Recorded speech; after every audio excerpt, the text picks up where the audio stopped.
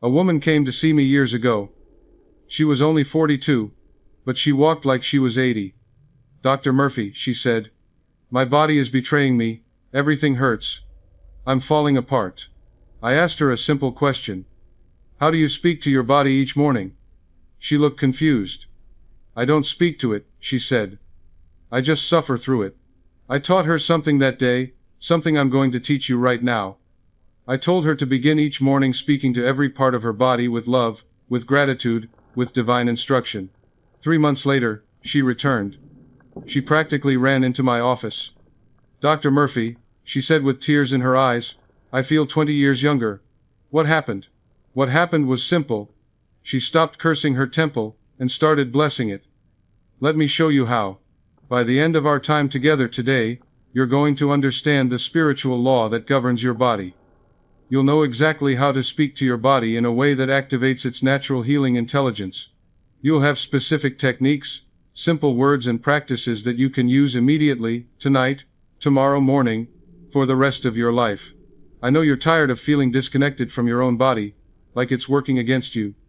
Perhaps you've tried everything, doctors, treatments, diets, and still something feels off. Maybe you wake up every morning already anticipating pain, already bracing for discomfort. You might be watching your vitality slip away year by year, wondering if this is just how aging has to be. Or perhaps you're sick of the fear that your body will fail you, fear of diagnosis, fear of the future. For over 30 years, I've studied the relationship between mind and body. I've counseled thousands of people from every walk of life, with every kind of condition. I've seen miraculous healings that doctors called impossible. But I'm not here to make wild promises. I'm here to teach you a law, a principle, as reliable as gravity, that when you apply it consistently, it must produce results. Right now, most people live in a war with their bodies. They criticize what they see in the mirror. They curse their aches and pains. They speak to themselves with a harshness they would never use with a friend. And then they wonder why their health doesn't improve. They're literally hypnotizing themselves into dysfunction. But imagine instead waking up and treating your body as the divine temple it truly is. Imagine speaking words of life, health, and vitality. Imagine your subconscious mind, which controls every involuntary function, receiving only positive, healing suggestions. This is the contrast between most people's experience and what's possible for you. Now let me be clear about what this is and what this isn't. This isn't positive thinking. It's not pretending problems don't exist. This isn't about denying medical care. It's about working with the healing principle within you. This isn't magic words or wishful thinking. It's applied mental science based on how your subconscious mind actually works. You don't have to believe it perfectly. You just have to practice it consistently. What makes this different from everything else you've heard? I'm going to give you the why and the how. You'll understand the mechanism, how your words actually affect your cells. You'll see why this works spiritually, mentally, and even physically. And I'll give you the exact practices I've given to people who've experienced profound transformations. This isn't theory. It's tested truth. My dear friend, I'm sharing this with you because I know you're seeking answers. You wouldn't be here if you weren't ready for something new. I see you. I honor your struggle. And I promise you this. What you're about to learn has the power to change not just your health, but your entire relationship with life. Your body is waiting to hear words of love from you. Let's give it that gift together. Let me tell you about a man I counseled several years ago. He was a businessman in his 50s, very successful in his career, but his body was paying the price. He came to me with severe chest pains. His doctor had already told him he needed surgery. His heart, they said, was in bad condition. When he sat down in my office, I could see the fear in his eyes. "Dr. Murphy," he said, "I'm terrified. I feel like my heart could give out at any moment." I asked him to tell me about his relationship with his heart. "What do you mean?" he asked. "I mean, how do you think about your heart? How do you speak to it?" He looked at me like I was crazy. "I don't speak to my heart," he said. "I just worry about it constantly. Every time I feel a flutter or a skip, I panic.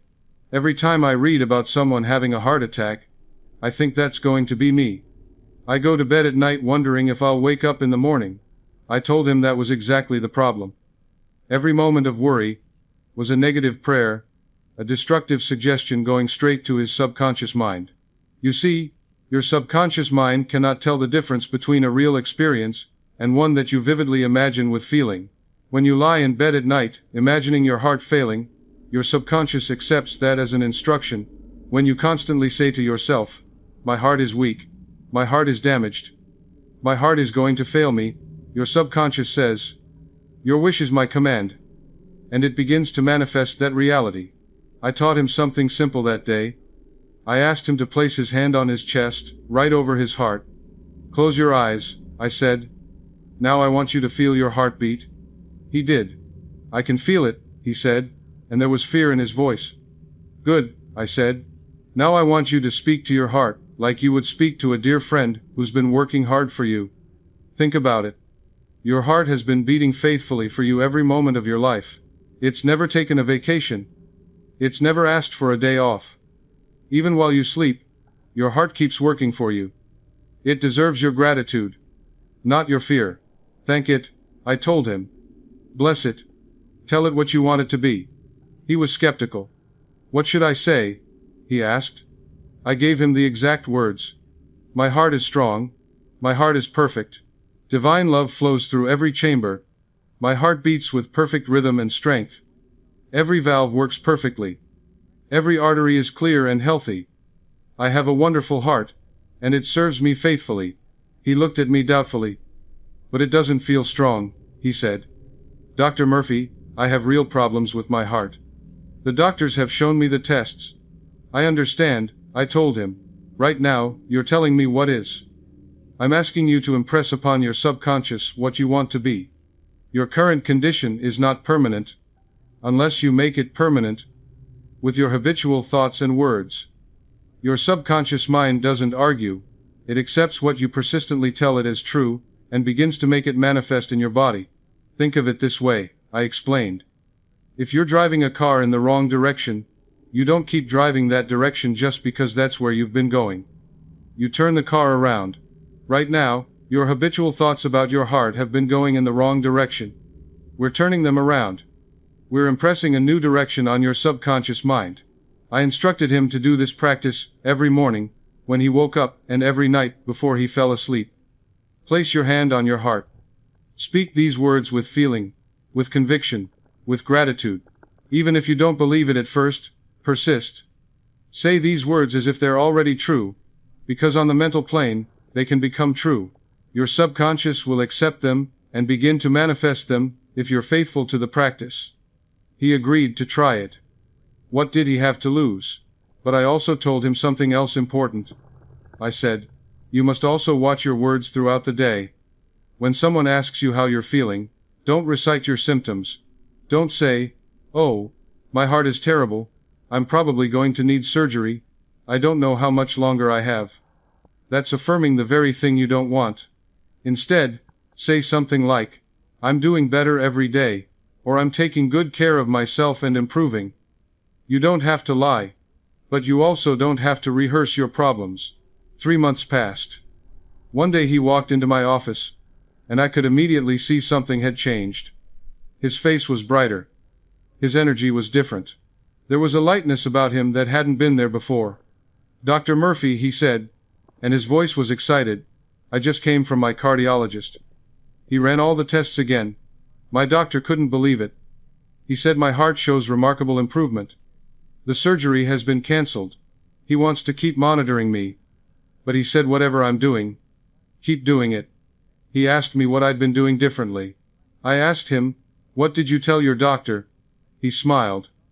I told him I'd been taking my medicine faithfully, which was true. I told him I'd been eating better and managing my stress, which was also true. But I didn't tell him about the other medicine, the words I'd been speaking to my heart every single day. I didn't tell him that I stopped cursing my heart and started blessing it. I didn't tell him that I changed my entire mental conversation about my body. And then he said something I'll never forget. He looked at me with tears in his eyes and said, "Dr. Murphy, I realize now that for years I'd been cursing my heart. Every time I felt stress at work, I'd say things like, "This job is going to give me a heart attack. This stress is going to kill me. My heart can't take this." I was programming my own heart to fail. I was my own worst enemy. And I didn't even realize it. But now, he continued, I have a completely different relationship with my heart. I thank it every day. I bless it. I speak to it with love. And you know what's interesting? Not only has my heart improved, but my whole attitude toward life has changed. I'm not living in fear anymore. I'm not waiting for the other shoe to drop.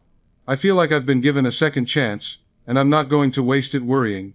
But you might be wondering, what about chronic conditions that have been there for years? What about problems that seem permanent, that have been part of someone's life for so long? Let me tell you about Sarah. She came to me in her late 60s, with a condition she'd suffered with for over 20 years. Severe arthritis in her hands. Her fingers were gnarled and painful. She could barely open a jar or write her own name. Simple tasks that most people take for granted were impossible for her. The first thing I noticed when she sat down was how she held her hands, like they were enemies, like they disgusted her. She kept them in her lap, hidden, as if she was ashamed of them. "Sarah," I said, "show me your hands." She reluctantly held them out, and I could see the pain in her face, not just physical pain but emotional pain. "These useless hands," she said with such bitterness in her voice. "I can't do anything anymore. They're completely worthless. I can't even hold my grandchildren properly." I stopped her right there. "Sarah," I said gently, "do you hear what you just said? Do you hear how you're speaking to your own body?" She looked confused. "I'm just telling you the truth," she said. "They are useless. Look at them." "No," I told her. "You're not telling me the truth. You're telling me your opinion, your judgment, your condemnation, and more importantly, you're giving your subconscious mind a command.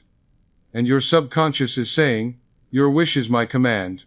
Every time you call your hands useless, every time you curse them, every time you look at them with disgust and bitterness, you're impressing that condition deeper into your consciousness. Your hands hear you. I know that sounds strange, but it's true. Every cell in your hands is intelligent and responsive. Every cell is connected to your subconscious mind. Right now, you're programming them to stay exactly as they are, or to get worse. You're watering the weed you want to eliminate." She started to cry. "But they do hurt, Dr. Murphy. The pain is real. I'm not making it up. The doctors have told me there's nothing they can do. I've tried everything. Physical therapy, medications, injections, nothing works." "Of course you're not making it up," I said gently. "The pain is real. The condition is real right now. I'm not asking you to deny reality. But here's what you need to understand. You're not going to heal them by cursing them. You're not going to restore them by hating them. The only way forward is to begin speaking to your hands with love, with gratitude, with a vision of what you want them to become. Think about it logically," I told her. Has cursing your hands helped them?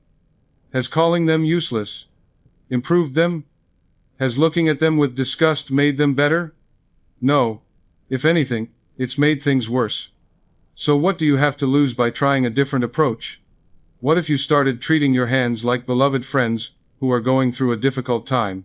What if you spoke to them with compassion and encouragement instead of contempt and condemnation? I taught her a practice that day. Every morning, I told her, I want you to hold your hands in front of you. Look at them, really look at them, and I want you to thank them. Thank them for all the years they've served you faithfully. Thank them for all the things they've done for you. Say these words, and I want you to feel them, not just say them mechanically. Thank you, my beautiful hands, for all the years you've served me. You've held my children when they were babies. You've cooked thousands of meals. You've written letters. You've created beautiful things. You've touched the people I love. You've worked hard for me. I'm sorry I've been so harsh with you. I'm sorry I've called you useless. You're not useless. You're precious to me. Then, I continued, I want you to bless them. Say, I bless you now. I speak perfect healing to every joint, every bone, every cell. The divine intelligence that created you knows how to restore you. That same intelligence is flowing through you right now. My hands are becoming more flexible, more comfortable, more useful every single day. The stiffness is melting away. The pain is diminishing. Function is returning. My hands are being renewed and restored. I see them healthy and whole. I feel them moving easily and comfortably. She looked at me doubtfully. But that's not true right now, she said. How can I say my hands are flexible when they're not? How can I say the pain is diminishing when it's not? I know, I told her. You're not stating what is. You're impressing what you want to be. This is the difference that most people don't understand. You're not lying. You're not denying current reality. You're impressing a new pattern on your subconscious mind. You're planting seeds in the garden of your consciousness. Let me explain it this way, I said. When a farmer plants seeds, he doesn't wait until the plant is fully grown to start treating the soil well. He prepares the soil, he plants the seed, he waters it, he tends it, all before there's any visible evidence of the plant. He does this in faith, knowing that the seed contains the pattern of the full-grown plant, and if he tends it properly, that pattern must manifest. Your affirmations are seeds. Your subconscious mind is the soil.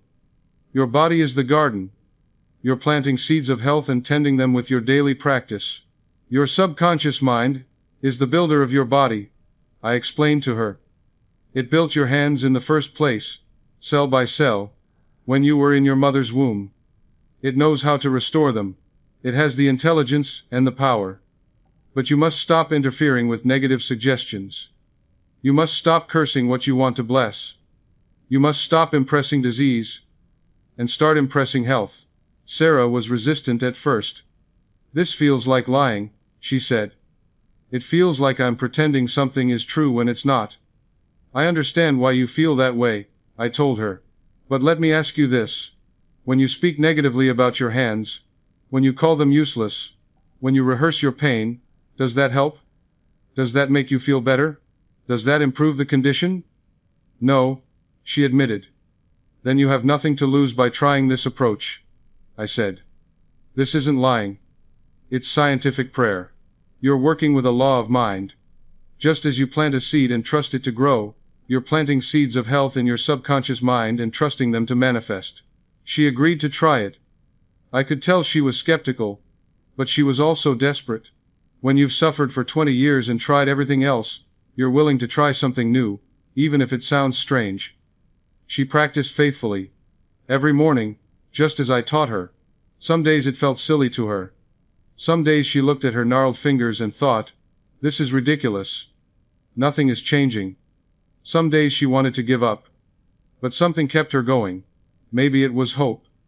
Maybe it was the fact that no one else had given her any real solution. She practiced for 6 months. Every morning, she held her hands in front of her. She thanked them, she blessed them, she spoke healing to them. She visualized them, flexible and comfortable. And gradually, slowly, she began to notice changes. First, the pain became less intense. She woke up one morning and realized she didn't feel that sharp, stabbing pain right away. Then she noticed she could open her hands a little wider. Then she could hold things more easily. Her grip was getting stronger. The changes were subtle at first. So subtle that she wondered if she was imagining them.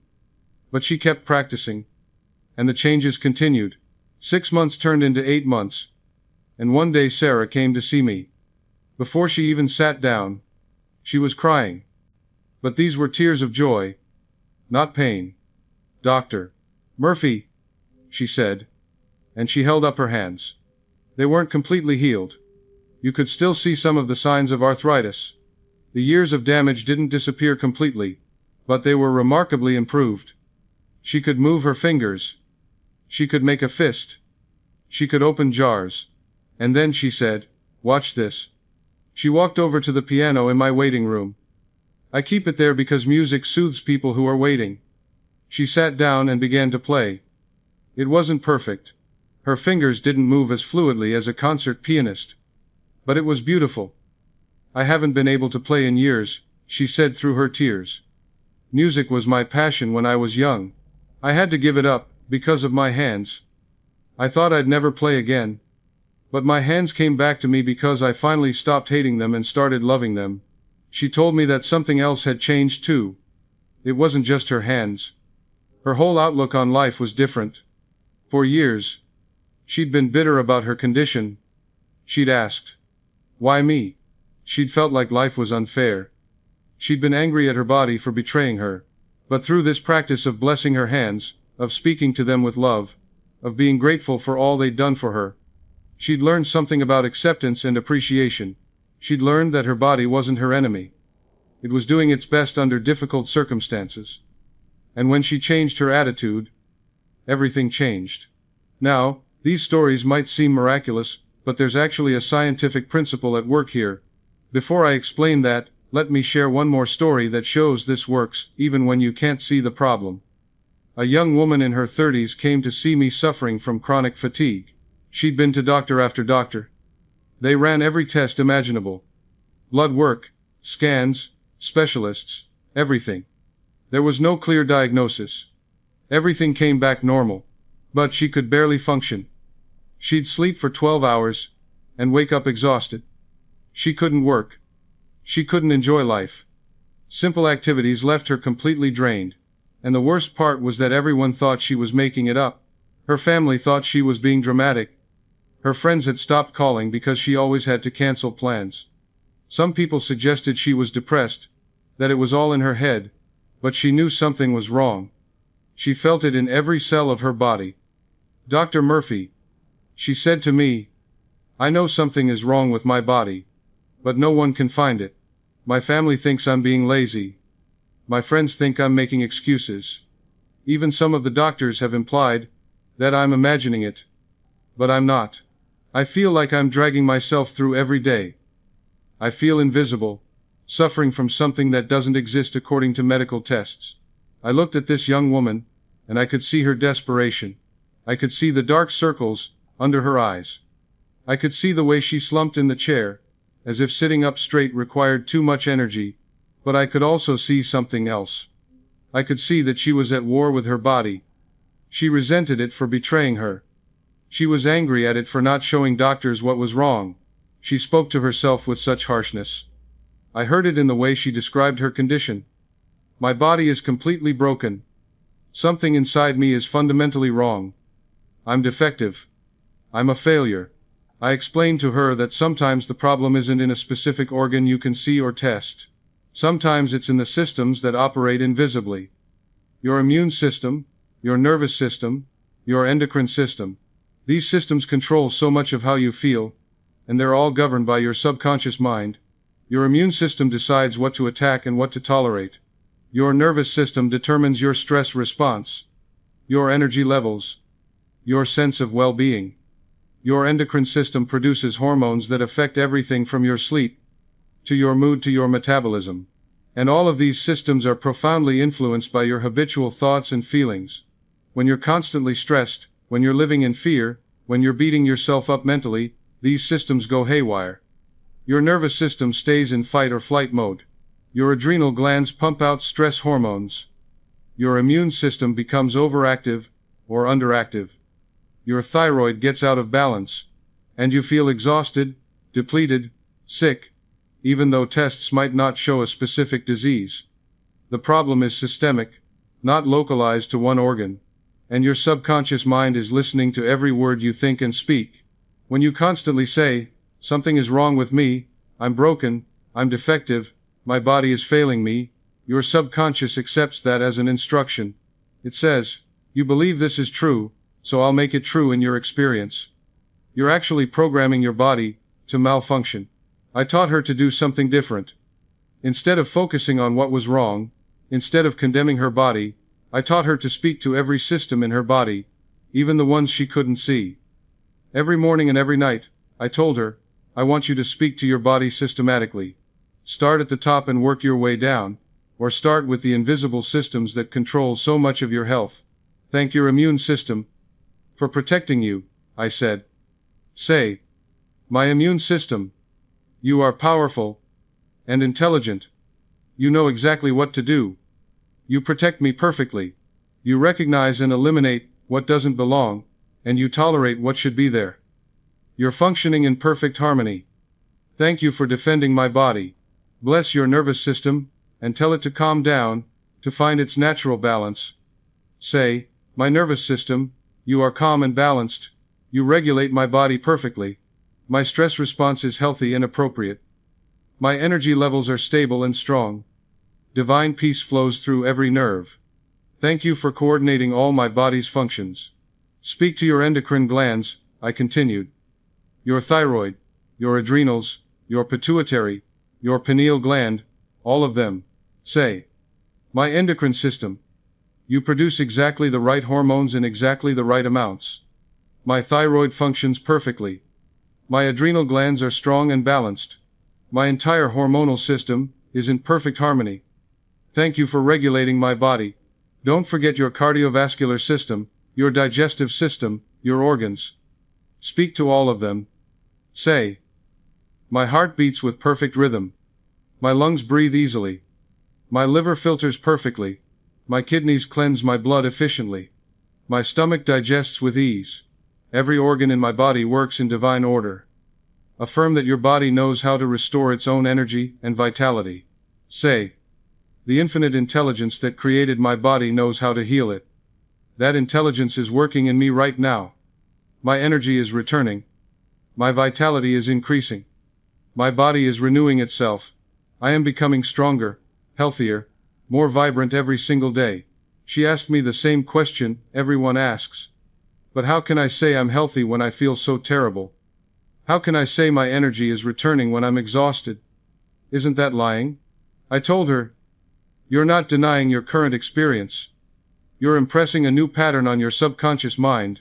Think of it like this. If you want to change the direction a river flows, you don't stand there and complain about where it's currently going. That doesn't change anything. You dig a new channel and persistently guide the water until it begins to flow in the new direction. Your words are digging a new channel for your life force to flow. Your current condition, I explained, is the result of your past habitual thinking. What you think and speak consistently over time becomes manifest in your body. If you've been thinking thoughts of exhaustion, depletion, brokenness, your body manifests exhaustion. But you can change this. You can impress a new pattern. It won't change instantly, just as the river doesn't change course instantly. But if you're faithful to the practice, if you persist in speaking life and vitality to your body, your subconscious mind must respond. It's law. This young woman practiced faithfully. It wasn't easy. There were many days she felt discouraged. There were days she felt like nothing was changing. There were days she wanted to give up, but something kept her going. Maybe it was hope. Maybe it was the fact that no one else had given her any answers. Maybe it was the small improvements she started noticing. 4 months passed. Then one day she woke up and realized something. She had energy. Not a lot at first. Not the boundless energy she remembered from her youth. But she could feel it. She could get out of bed without dread. She could make it through the day without needing to lie down. She could do simple tasks without feeling completely wiped out afterward. She continued her practice, and her energy continued to return. After 6 months, she came to see me, and she was like a different person. She walked in with her head up, her shoulders back, vitality in her eyes.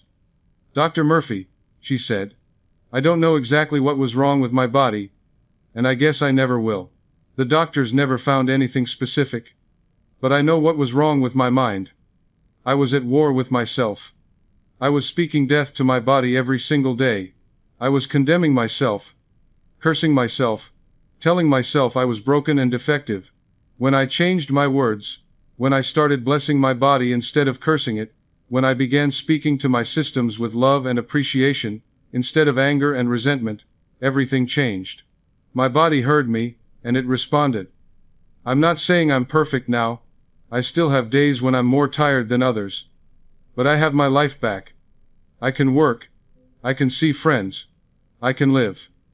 And more than that, I have a completely different relationship with my body. I'm not at war anymore. I'm in partnership with my body, working with it, not against it.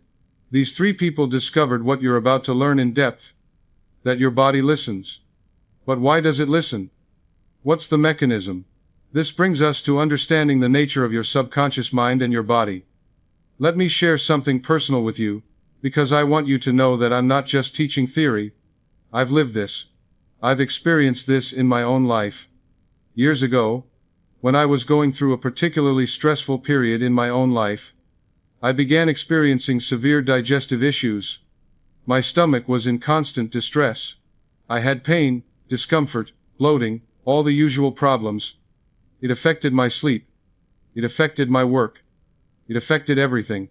One evening, I was lying in bed, unable to sleep, because of the discomfort, and I had a moment of clarity. You know how sometimes in the quiet moments, truth just comes to you? I realized something. For the past several weeks, I'd been speaking very negatively about my stomach. I'd been saying things like, my stomach is a mess. I can't digest anything. Everything I eat bothers me. My stomach is completely ruined. Every time someone asked how I was, I complained about my digestive problems. Every time I ate, I anticipated discomfort. I was constantly focused on what was wrong, and then it hit me like a lightning bolt. I was a teacher of mental science. I knew better. I knew about the power of suggestion. I knew about the responsiveness of the subconscious mind. I knew that words have creative power. But in my stress and discomfort, I'd fallen into the trap of negative suggestion. I was literally programming my stomach to malfunction. I was my own worst enemy. Here I was, teaching others about the power of their words. And I wasn't following my own teaching. That night, I decided to conduct an experiment on myself. I placed my hand on my stomach, and I began to speak to it.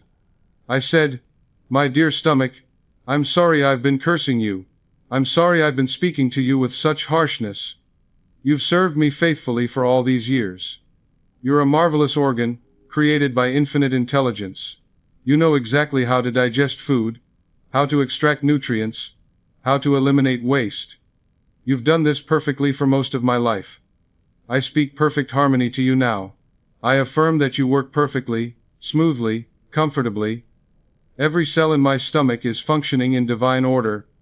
The lining of my stomach is healthy. The acids are balanced. Everything works as it should. I thank you for healing and restoring yourself. I fell asleep, speaking these words. I let them be the last thoughts in my mind as I drifted off. When I woke up the next morning, I noticed an improvement. Not complete healing overnight. That would be unrealistic. But definite improvement. The sharp pain was less.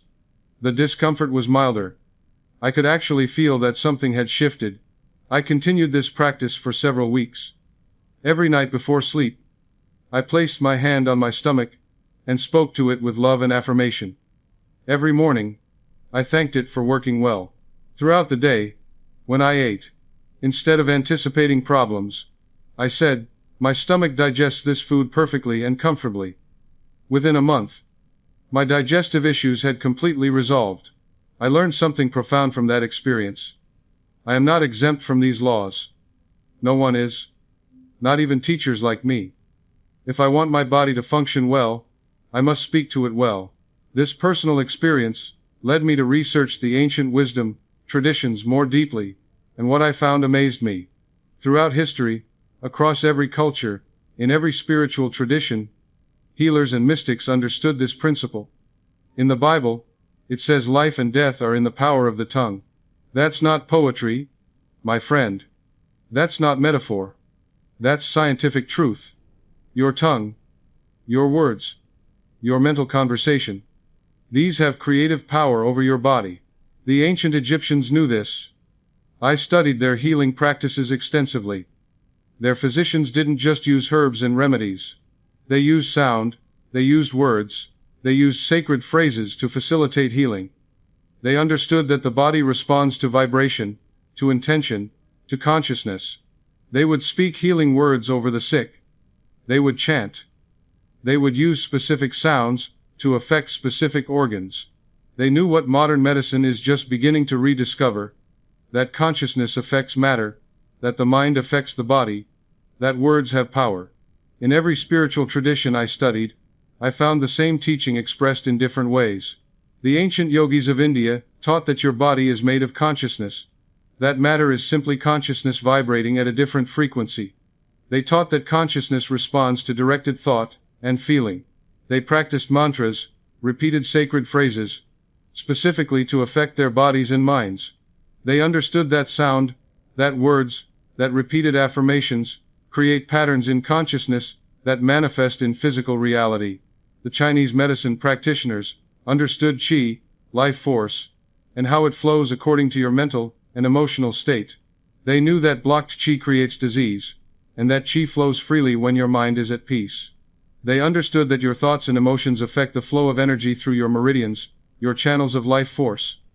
Fear contracts qi. Anger disrupts qi. Joy and love allow qi to flow freely.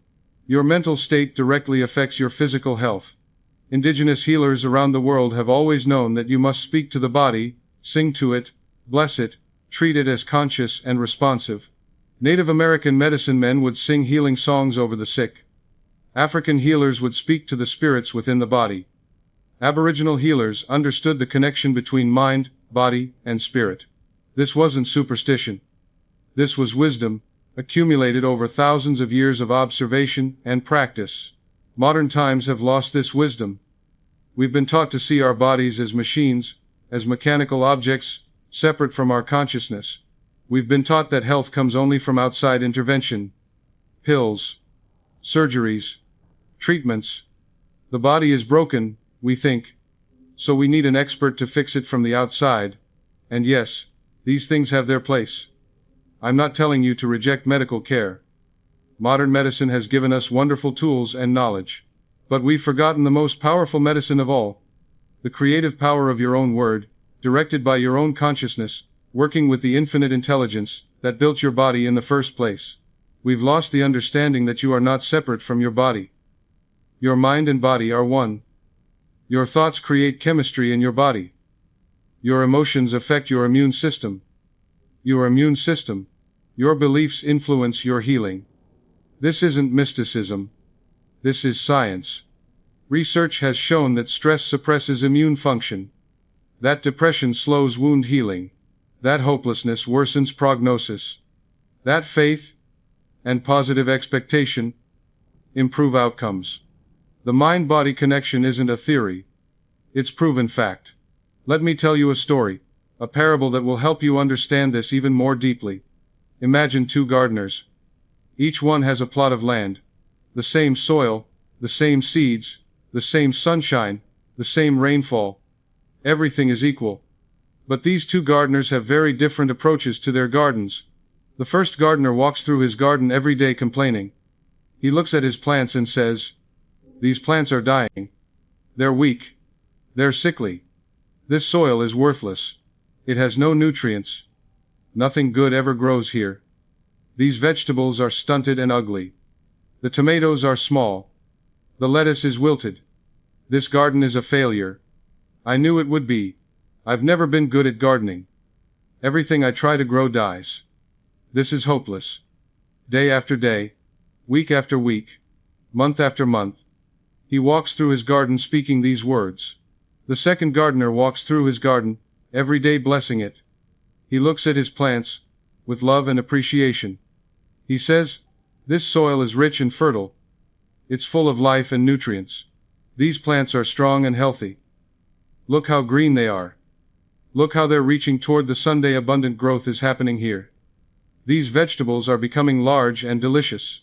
The tomatoes are going to be sweet and juicy. The lettuce is crisp and vibrant. This garden is flourishing. I'm so grateful for this productive garden. Everything grows beautifully here. Nature is amazing." Day after day, week after week, month after month, he walks through his garden speaking these words. Now, here's what you need to understand. Both gardens have the same physical conditions. The same sun, the same rain, the same seeds, the same soil. Everything is equal on the physical level. But one garden begins to fail, while the other garden thrives. Why? Because words create atmosphere. Words affect the invisible, but very real forces that govern growth. You might say, "But plants can't hear words. Can't they?" Scientific studies have actually shown that plants respond to vibration, to sound, to the energy of words. Researchers have played different types of music to plants, and found that harmonious music helps them grow, while discordant music stunts their growth. Other studies have shown that speaking to plants, even just the vibration of a human voice, affects their health. But more importantly, the gardener, who blesses his garden tends it differently. Think about it. The gardener who's cursing his garden, who believes it's failing, who expects nothing good to come from it, does he tend it carefully? Does he water with attention and care? Does he look for problems and address them quickly? No. He's already decided it's hopeless, so why bother? He becomes careless. He neglects the weeding. He waters inconsistently. He approaches his garden with resignation and disappointment, and that attitude translates into poor action. But the gardener who blesses his garden, who believes in it, who expects abundance, he tends it carefully. He waters consistently. He checks for pests and problems. He pulls weeds before they take over. He approaches his garden with faith and expectation, and that mental attitude translates into better action. His words create a self-fulfilling prophecy of success, just as the other gardener's words create a self-fulfilling prophecy of failure. Your body is your garden. Your cells are like plants. Your organs are like vegetables growing. Your words create the atmosphere in which your cells live and function. When you curse your body, when you speak to it with contempt and fear and criticism, you create an atmosphere of disease. You create stress, tension, resistance. Your body responds by contracting, by malfunctioning, by manifesting the very problems you're complaining about. When you bless your body, when you speak to it with love, and gratitude, and affirmation, you create an atmosphere of health. You create harmony, cooperation, flow. Your body responds by relaxing, by functioning smoothly, by manifesting the health you're affirming. Same body, same circumstances, but different words create different results. This is the law. This is how it works. Now let me explain to you exactly how this works in your consciousness, because when you understand the mechanism, your faith becomes knowledge. When you understand the why, the how becomes easier. Your subconscious mind is the builder of your body. Think about that for a moment. Really think about it. When you were conceived, when that single cell began dividing, when you were growing in your mother's womb, it wasn't your conscious mind that built your body. You didn't consciously think, now I'll make a heart. Now I'll create lungs. Now I'll form a brain. Now I'll develop fingers and toes. No. The infinite intelligence working through your subconscious mind built your entire body, cell by cell, organ by organ, system by system, perfectly orchestrated without any conscious effort from you. That's staggering when you think about it. A single cell became trillions of cells, organized into complex systems, all working together, all knowing their function. Your heart knew how to beat. Your lungs knew how to breathe. Your digestive system knew how to process food. All of this happened automatically, guided by infinite intelligence working through your subconscious mind. That same intelligence is maintaining your body right now. At this very moment, as you're listening to me, your heart is beating without your conscious control, about 100,000 times a day, pumping blood through 60,000 miles of blood vessels. Your lungs are breathing, taking in oxygen, and expelling carbon dioxide, about 20,000 breaths a day. Your stomach is digesting whatever you ate, breaking it down into nutrients your body can use. Your liver is filtering your blood, performing over 500 different functions. Your kidneys are cleaning your blood, regulating your fluid balance. Your immune system is fighting off millions of invaders, distinguishing between what belongs in your body and what doesn't. All of this happens without your conscious effort. You don't have to think. Heart beat now. Lungs breathe now. Stomach digest now. It all happens automatically. This is the work of your subconscious mind, animated by infinite intelligence. Your subconscious mind is constantly monitoring, adjusting, repairing, maintaining. It's the most sophisticated system imaginable, far more complex than any computer ever created. Now here's the key that most people miss. Your subconscious mind is extremely suggestible. It accepts what you tell it as true. It doesn't argue. It doesn't reason. It doesn't say, no, that's not accurate, let me check the facts. When you say, I'm falling apart, your subconscious mind doesn't say, wait a minute, let me verify that. No. It says, your wish is my command, and it begins to express that in your body. When you say, I'm getting weaker every day, your subconscious accepts that as an instruction, and begins to manifest weakness. Think of your subconscious mind as soil. Rich, fertile, receptive soil. Soil doesn't care what seeds you plant. It doesn't discriminate. It doesn't judge. It will grow weeds just as easily as it grows flowers. It will grow poison ivy as readily as roses. Give it a thistle seed, and it will produce thistles.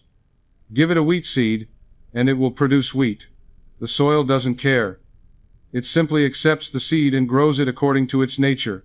Your words, your thoughts, your habitual mental conversation, these are the seeds you're planting in the soil of your subconscious. And your subconscious mind must grow whatever you plant. If you plant seeds of health, vitality, strength, wholeness, your subconscious must grow health. If you plant seeds of disease, weakness, deterioration, decline, your subconscious must grow disease. This is not a theory, this is not philosophy. This is a law, as dependable as the law of gravity. What you sow in consciousness, you reap in experience. When a person habitually says, I always catch colds, they're giving their subconscious mind an instruction. They're planting a seed. And their subconscious mind, being perfectly obedient, says, you believe this is true, therefore, I will make it true in your experience. And sure enough, they catch every cold that comes around. When someone says, I have a weak back, they're impressing that pattern on their subconscious, and their subconscious manifests a weak back. When someone says, cancer runs in my family, so I'll probably get it, they're programming themselves for cancer. When someone says, I'm falling apart as I age, they're giving their body a blueprint for deterioration. These are all instructions to the subconscious mind, and the subconscious mind obeys perfectly. It doesn't question. It doesn't evaluate. It simply says, you believe this, so I'll make it your reality. This is why arguing with your symptoms, while affirming them, is so destructive. You cannot say, my arthritis is killing me 50 times a day and expect to heal your arthritis. You're watering the very weed you want to eliminate. You're strengthening the very pattern you want to change. But here's the beautiful truth that changes everything. The same law that has been working against you can be made to work for you. The same subconscious mind that has been manifesting disease when you speak, disease can manifest health when you speak health. The same principle that has been creating problems can create solutions. You just have to reverse the direction of your words. Reverse the direction of your habitual thinking. When you begin to change your habitual mental conversation, when you begin to speak words of health, vitality, and wholeness to your body, your subconscious mind accepts these new suggestions and begins to manifest them. It's not instantaneous. I want to be honest with you about that. Remember, it took time to build up the negative pattern. Your current condition didn't develop overnight. It developed through years of habitual thinking, years of negative suggestion, years of cursing your body. So it takes time to establish a new pattern, but the law is reliable. If you persist, if you're faithful to the practice, if you consistently impress the pattern of health on your subconscious mind, that pattern must manifest in your experience. It has to. It's law. Just as a seed planted in soil must grow, a thought planted in your subconscious must manifest. The timing may vary. The specifics may vary. But the principle is absolute. What you consistently impress upon your subconscious mind must manifest in your experience. Let me tell you about belief, because this is crucial to understand. The law of belief says this: whatever you believe, with feeling, becomes your experience. Not what you wish for, not what you hope for, not what you think would be nice. What you believe, what you feel to be true, in your heart. This is what your subconscious mind manifests. So, many people say affirmations, mechanically, with no feeling, with no conviction, and then wonder why nothing changes. They're just going through the motions. They're speaking words, but their hearts don't believe them. Your subconscious mind doesn't respond to empty words. It responds to words charged with feeling and conviction and belief. When you say, "My body is healthy and whole," and you feel it, you imagine it, you believe it as you speak it, you're impressing your subconscious mind effectively. But if you say the words while thinking, "This is nonsense. Nothing's changing. I'm wasting my time," you're not impressing anything positive. You're actually reinforcing doubt. This is why I always emphasize feeling. You must feel your affirmations. You must speak them with authority, with confidence, with the inner knowing that what you're speaking is truth on a deeper level, even if it's not yet manifest in your physical experience. Think of it this way. Your physical body is the last to know.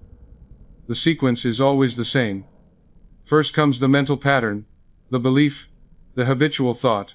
Then comes the emotional response to that thought. Then, gradually, comes the physical manifestation. You're working from the inside out, not from the outside in.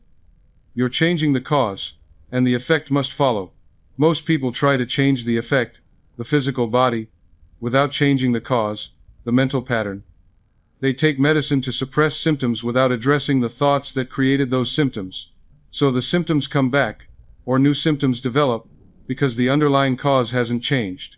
But when you change the cause, when you change your habitual mental patterns, when you change what you believe about your body, the effect must change. The physical condition must change. It might not happen as quickly as you'd like. You might not see dramatic overnight results. But if you're faithful, if you persist, change must come. It's law. Now let me address something important. The best times to speak to your body. Your subconscious mind is not equally receptive at all times. There are certain times when it's more open, more suggestible, more receptive to new ideas. Understanding this, and using these times, strategically, can dramatically increase the effectiveness of your practice. The moments before you fall asleep at night are golden. This is when your conscious mind, with all its doubts and arguments and critical thinking, begins to quiet down. The barriers between your conscious and subconscious mind become thinner. You're in what's called a hypnagogic state, that drowsy, twilight state between waking and sleeping. In this state, your subconscious is highly receptive to suggestion. This is why I always recommend that people do their affirmative work right before sleep. Don't fall asleep watching television, exposing yourself to violence, fear, bad news. Don't fall asleep scrolling through your phone, filling your mind with other people's problems and opinions. Don't fall asleep worrying about tomorrow, rehearsing your fears, thinking about your symptoms. Fall asleep impressing positive suggestions on your subconscious mind. When you're lying in bed, relaxed, drowsy, speak to your body. Tell it what you want it to do overnight. Your body regenerates while you sleep. Millions of cells are being replaced. Tissues are being repaired. Hormones are being produced. This is the perfect time to impress the blueprint of perfect health.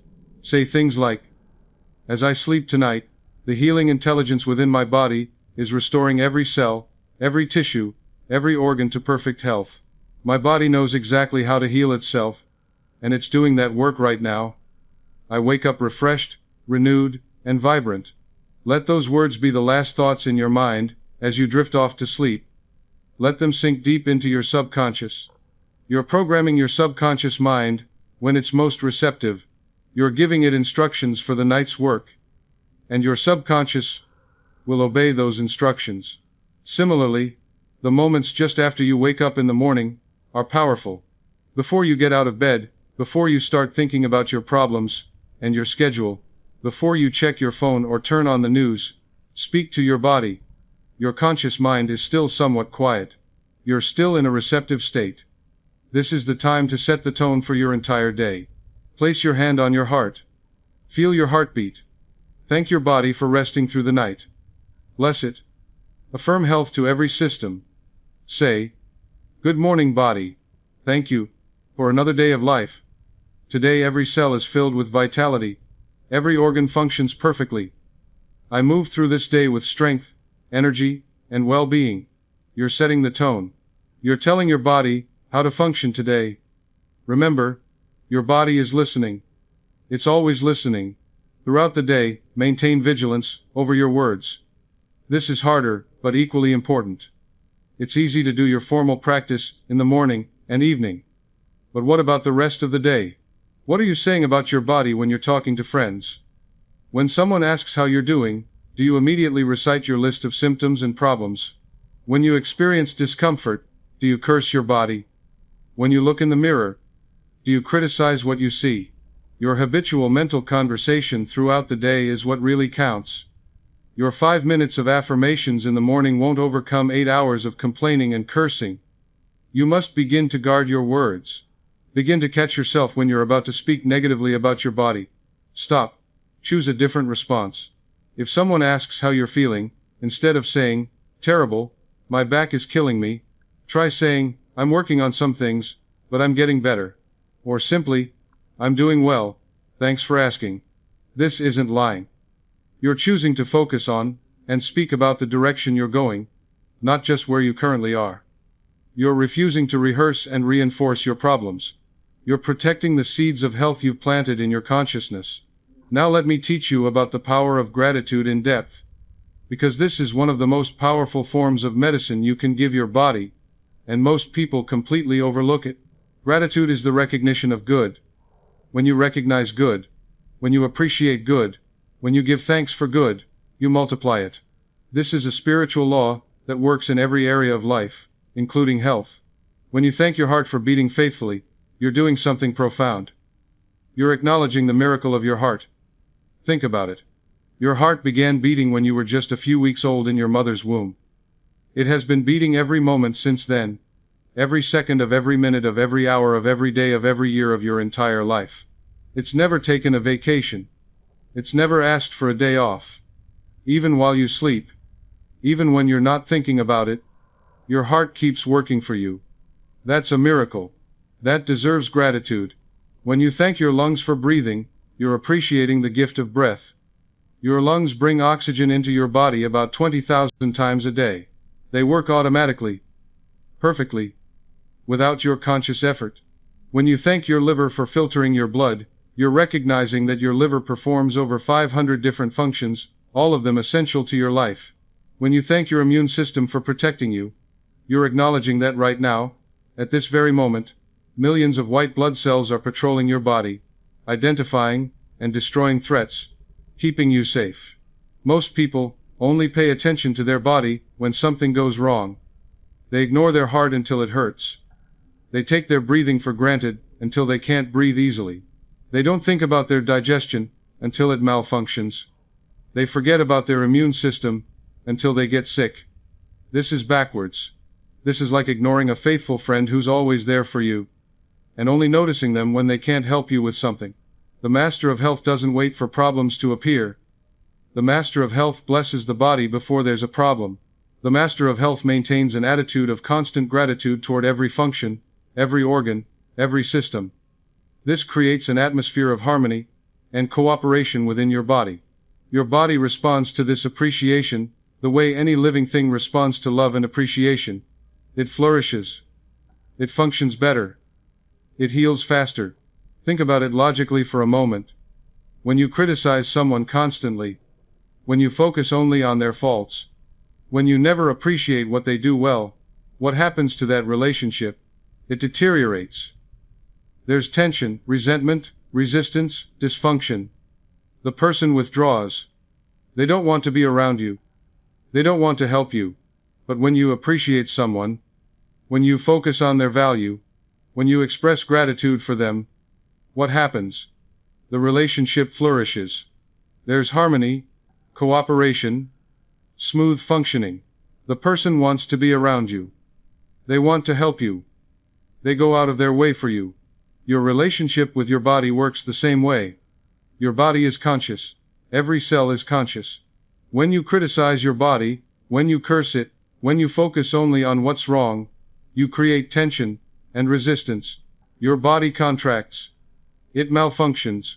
But when you appreciate your body, when you're grateful for it, when you focus on what's working well, you create harmony and cooperation.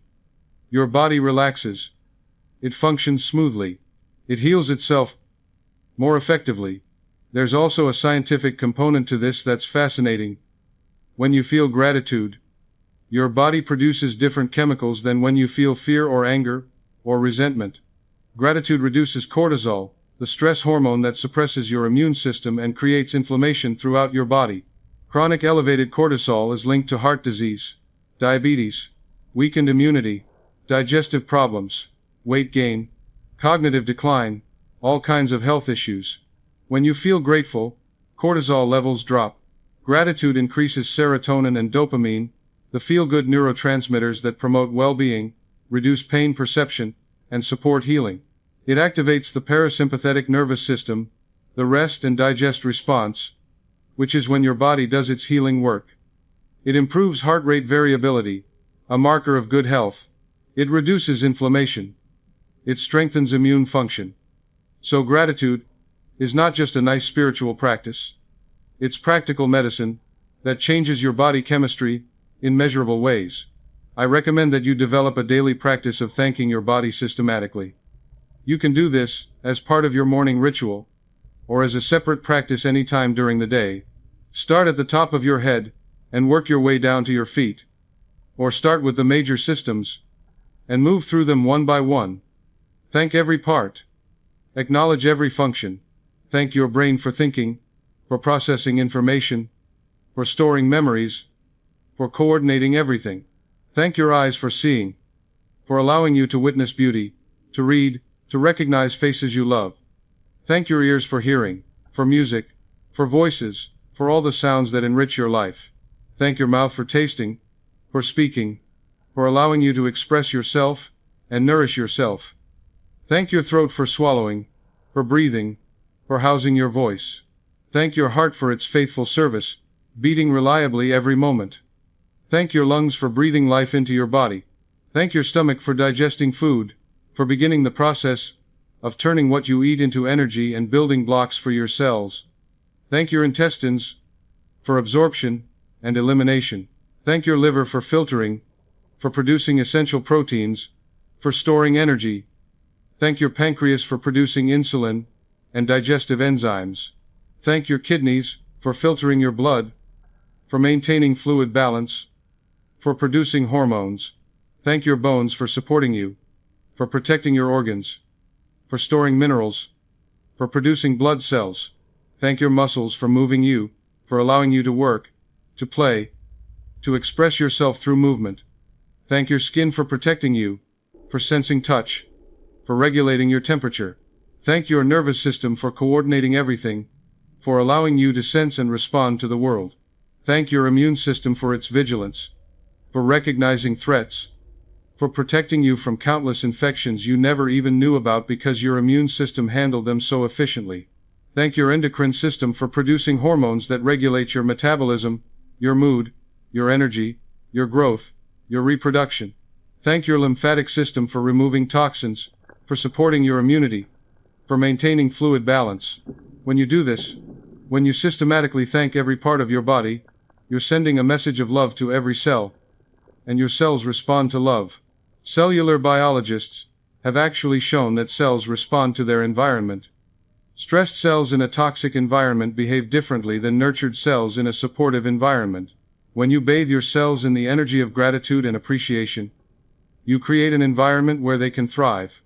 Your body is your temple, and I treat it with love, respect, and gratitude. Thank you, thank you, thank you. Let that be your constant attitude. Not just during your formal practice, but throughout the day. When you walk, thank your legs. When you eat, thank your digestive system. When you breathe, thank your lungs.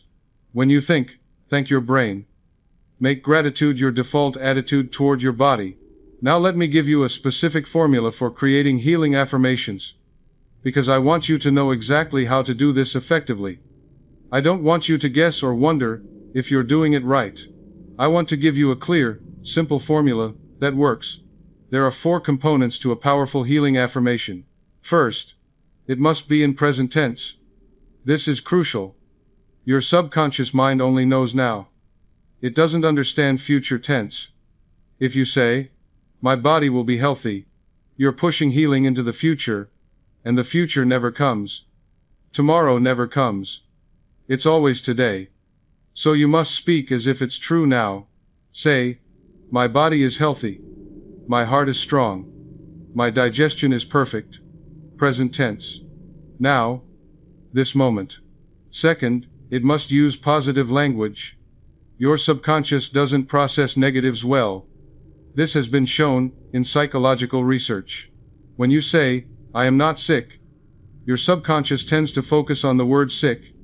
It hears sick. It creates an image of sickness. But when you say, I am healthy, your subconscious creates an image of health. Always state what you want, not what you don't want. Instead of saying, I don't have pain, say, I am comfortable. Instead of saying, my heart won't fail, say, my heart is strong. Positive language creates positive images in your mind, and your subconscious responds to images.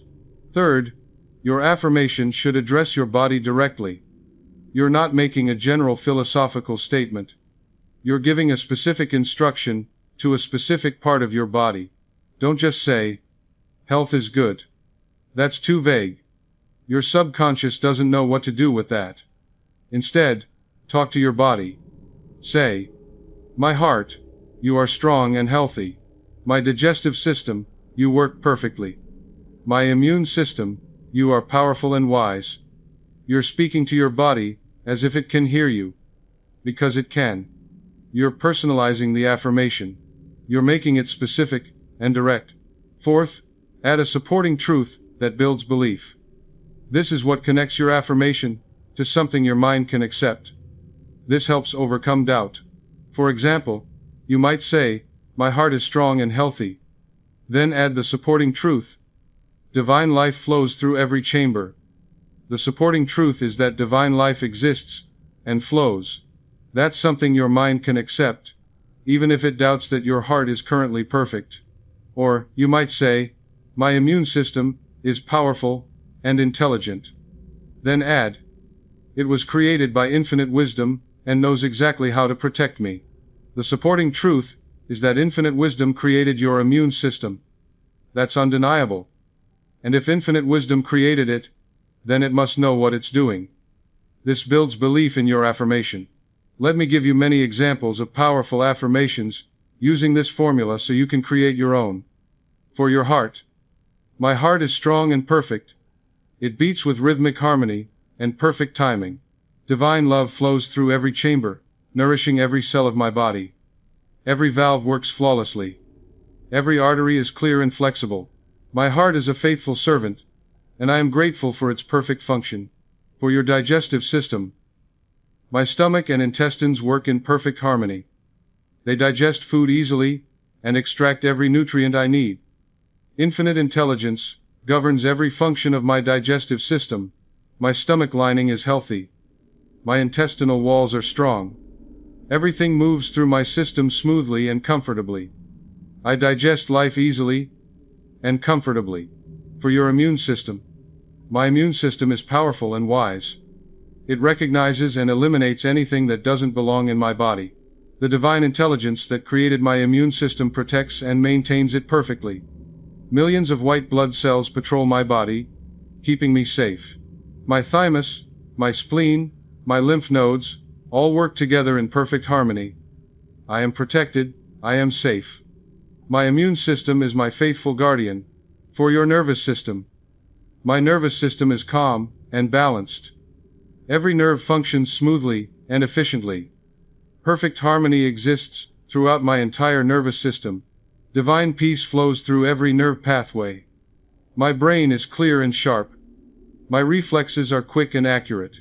My autonomic nervous system regulates my body perfectly, maintaining ideal blood pressure, heart rate, digestion, and all automatic functions. I am calm, centered, and balanced. For your spine and bones. My spine is aligned and flexible. Every vertebra is in perfect position. My bones are strong and dense, built by divine intelligence. Calcium and minerals flow to my bones, keeping them healthy and strong. My skeleton supports me perfectly. My joints move smoothly and comfortably. I stand tall and move gracefully. My structure is sound and strong. For your eyes. My eyes are clear and healthy. They see with perfect clarity at all distances. The infinite intelligence that created my eyes maintains them in perfect condition. Every part of my eyes functions perfectly. My retinas are healthy. My lenses focus effortlessly. My optic nerves transmit signals clearly. Light is my friend. Vision is my gift. I see beauty everywhere I look. For your ears and hearing. My ears hear clearly and comfortably. Every part of my auditory system functions perfectly. My eardrums vibrate accurately. My inner ear maintains perfect balance. My auditory nerves transmit sound faithfully. I hear the voices of those I love. I hear music, and birdsong, and all the beautiful sounds of life. I am grateful for the gift of hearing. For your skin. My skin is healthy, clear, and vibrant. It protects me perfectly from the outside world. Every cell in my skin is renewed and healthy. My skin eliminates toxins efficiently. It regulates my temperature perfectly. It heals quickly when damaged. I have beautiful, healthy skin that I appreciate and care for. My largest organ serves me faithfully. For your muscles and joints. My muscles are strong and flexible. My joints move smoothly and comfortably. With full range of motion. Divine life flows through every muscle and joint in my body. Synovial fluid lubricates my joints perfectly. My muscles respond quickly and accurately to my intentions. I move with ease, grace, and strength. My body is a joy to inhabit. For your respiratory system. My lungs breathe easily and fully. Every breath brings oxygen and vitality to every cell. My airways are clear and open. My lungs expand and contract rhythmically, effortlessly. The exchange of oxygen and carbon dioxide happens perfectly. Divine breath flows through me. I breathe deeply and easily. Every breath is a gift of life. For your circulatory system. My blood flows freely through every vessel. My heart pumps strong and steady. My arteries are clear and flexible. My blood pressure is perfect for my body. Oxygen and nutrients reach every cell efficiently. My circulation is excellent. Divine life courses through my veins. I am alive, vital, and well circulated. For your endocrine system. My endocrine glands produce exactly the right hormones in perfect balance. My thyroid functions optimally, regulating my metabolism perfectly. My adrenal glands produce appropriate amounts of cortisol, giving me energy when I need it, and allowing me to rest when I should. My pancreas regulates my blood sugar perfectly. All my hormones work in symphony, creating health and balance throughout my body. For your urinary system. My kidneys filter my blood perfectly, removing what needs to be eliminated, and keeping what should be retained. They maintain perfect fluid and electrolyte balance. My bladder functions normally and comfortably. My entire urinary system works in divine order. I am grateful for this efficient system of elimination. For your reproductive system. My reproductive organs are healthy and functioning in divine order. Hormones are balanced perfectly. Everything works as it should. I honor and appreciate this aspect of my body.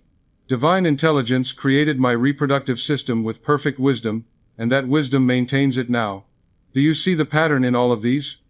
Present tense. Positive language. Direct address to the body part or system. Supporting truths that build belief. Use this formula to create affirmations for any part of your body that needs attention. Write them down. Say them daily. Feel them as you speak them. Believe them as you affirm them. Now let me address something crucial that we touched on earlier, but I want to develop more fully. You must speak to your entire body, not just the parts that are giving you trouble. This is so important. Your body is not a collection of separate, independent parts. It's an integrated, interconnected whole. Every system affects every other system. Everything is related to everything else. Your cardiovascular system delivers blood, carrying oxygen and nutrients, to your immune system. Your nervous system communicates with your endocrine system, through the hypothalamus and pituitary gland. Your digestive system affects your brain through the gut-brain axis. Your immune system influences your mood through cytokines. Your stress response affects your digestion. Your breathing affects your heart rate. Everything is connected in an incredibly complex web of relationships. So if you only focus on your problem areas, If you only speak to the parts that hurt or malfunction, you're missing the bigger picture. You need to address your body as a whole.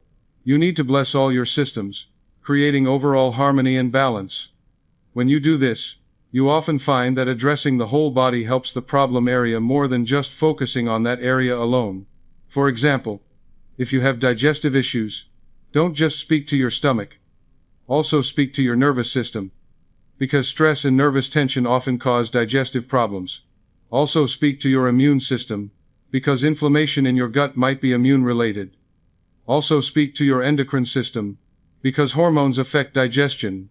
Address the whole body, and the specific problem often resolves more quickly. Also, don't neglect the parts that are working well. Thank your healthy organs. Bless the systems that aren't giving you trouble. This serves two purposes. First, it prevents new problems from developing. When you're constantly blessing and thanking your healthy parts, you're maintaining them, you're keeping them strong. Prevention is better than cure. Second, it creates overall harmony in your body. When all your systems feel appreciated and blessed, they work together better. Think of your body like an orchestra. If the violins are struggling, you don't just focus on the violins while ignoring all the other instruments. You make sure the entire orchestra is tuned, the entire orchestra is working together, the entire orchestra is in harmony. Then the violins naturally fit into that harmony and play better. Your body is the same way. Create overall harmony, and your problem areas naturally improve within that harmonious whole. Now I want to teach you about the major systems in your body, so you can speak to each one intelligently. I want you to understand what each system does, so when you bless it, you know what you're blessing. When you affirm its perfect function, you know what that function is. Knowledge builds faith. Understanding builds belief.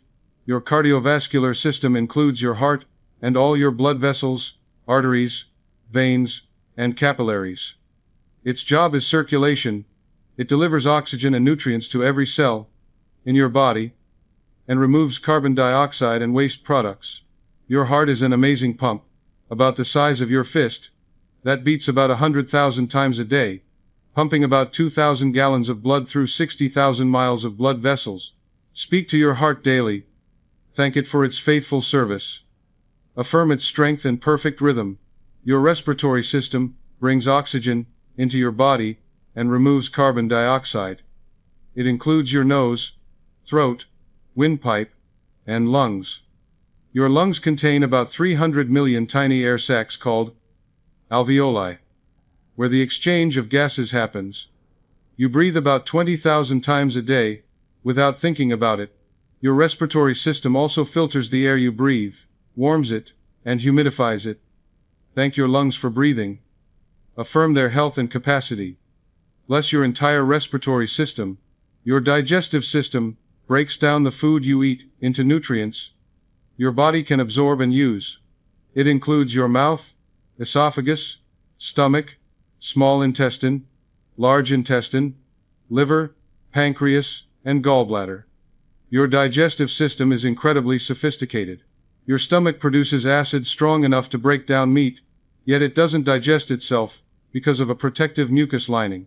Your small intestine has millions of tiny projections called villi that increase surface area for absorption. Your gut contains trillions of beneficial bacteria that help digest food and support your immune system. Many people have digestive issues because they eat in a state of stress or worry. Speak peace to your digestive system. Affirm that it works smoothly and efficiently. Thank each organ for its role in nourishing you. Your nervous system is your body's communication network. It includes your central nervous system, which is your brain and spinal cord, and your peripheral nervous system, which is all the nerves throughout your body. Your brain contains about 86 billion neurons, each connected to thousands of other neurons, creating trillions of connections. Your nervous system controls everything from your conscious thoughts to your automatic reflexes to your involuntary functions, like heartbeat and digestion. It's divided into the sympathetic system, which activates your stress response, and the parasympathetic system, which activates your rest and digest response. Many health problems arise from being stuck in sympathetic mode, in constant stress. Speak calm and balance to your nervous system. Affirm its perfect coordination. Thank it for connecting everything. Your immune system defends you against disease. It's not located in one place, but distributed throughout your body. It includes your white blood cells, your bone marrow, where immune cells are produced, your thymus, where T cells mature, your spleen, which filters blood and produces antibodies, your lymph nodes, which filter lymph fluid, and your tonsils and adenoids. Your immune system is incredibly intelligent. It can recognize millions of different foreign invaders and create specific responses to each one. It has memory. So, once it's encountered something, it can respond faster next time. It distinguishes between your own cells and foreign cells, usually, with amazing accuracy. When your immune system is balanced, it protects you perfectly without attacking your own tissues. Thank your immune system daily. Affirm its wisdom and power. Bless each component. Your endocrine system produces hormones that regulate your body. Hormones are chemical messengers that travel through your bloodstream, affecting almost every cell and function. Your endocrine system includes your hypothalamus and pituitary in your brain, which control other glands. Your pineal gland, which produces melatonin and regulates sleep. Your thyroid, which regulates metabolism. Your parathyroids, which regulate calcium. Your thymus, which is part of immune function. Your adrenals, which produce stress hormones and many other hormones. Your pancreas, which produces insulin and glucagon to regulate blood sugar. Your ovaries or testes, which produce sex hormones. Hormonal balance is crucial to health. Too much or too little of any hormone creates problems. Many conditions stem from hormonal imbalance. Fatigue, weight problems, mood disorders, sleep issues, metabolic problems. Modern life, with its constant stress and artificial light and processed food and environmental toxins, disrupts hormones easily. Speak to your endocrine glands regularly. Affirm that they produce exactly the right hormones, in exactly the right amounts. Thank them for regulating your body. Bless your entire endocrine system. Your musculoskeletal system gives you structure and movement. Your skeleton is made of 206 bones that support you, protect your organs, store minerals like calcium, and produce blood cells in your bone marrow. Your bones are living tissue, constantly being broken down and rebuilt. Every 10 years or so, you have a completely new skeleton. Your muscles move your bones. You have over 600 muscles in your body. From tiny muscles that move your eyes to large muscles that move your legs. Your muscles are connected to bones by tendons. Your bones are connected to each other by ligaments. Your joints allow movement. Some joints, like your knees and elbows, are hinges. Others, like your shoulders and hips, are ball and socket joints, allowing rotation. Thank your bones for supporting you. Thank your muscles for moving you. Affirm their strength and flexibility. Bless every joint for smooth, comfortable movement. Your integumentary system is your skin, the largest organ of your body. Your skin protects you from the outside world, prevents water loss, regulates your temperature through sweating, senses touch and pain and temperature, and even produces vitamin D when exposed to sunlight. Your skin is constantly renewing itself, shedding dead cells, and producing new ones. Every 2 to 3 weeks, you have mostly new skin. Your skin also contains part of your immune system, defending against invaders that try to enter through it. Bless your skin. Thank it for protecting you. Affirm its health and vitality. Your lymphatic system is often overlooked, but crucially important. It's a network of vessels that carries lymph fluid throughout your body. Lymph fluid contains white blood cells and helps remove toxins and waste products. Your lymph system doesn't have a pump like your cardiovascular system has the heart. It relies on muscle movement and breathing to move lymph fluid. This is one reason why exercise is so important for health. Your lymph nodes filter the lymph fluid, trapping bacteria and cancer cells. When you're fighting an infection, your lymph nodes might swell as they work over time. Speak to your lymphatic system. Affirm that it's clearing and cleansing your body efficiently. Thank it for supporting your immune function. When you understand what each system does, you can speak to it more effectively. You can visualize it working perfectly. You can appreciate it more deeply. Knowledge enhances your practice. So take time to learn about your body. Appreciate its amazing complexity. Marvel at how everything works together. This appreciation itself is healing. Now I want to address the biggest obstacle most people face when they begin this practice, and that's doubt. Doubt is natural.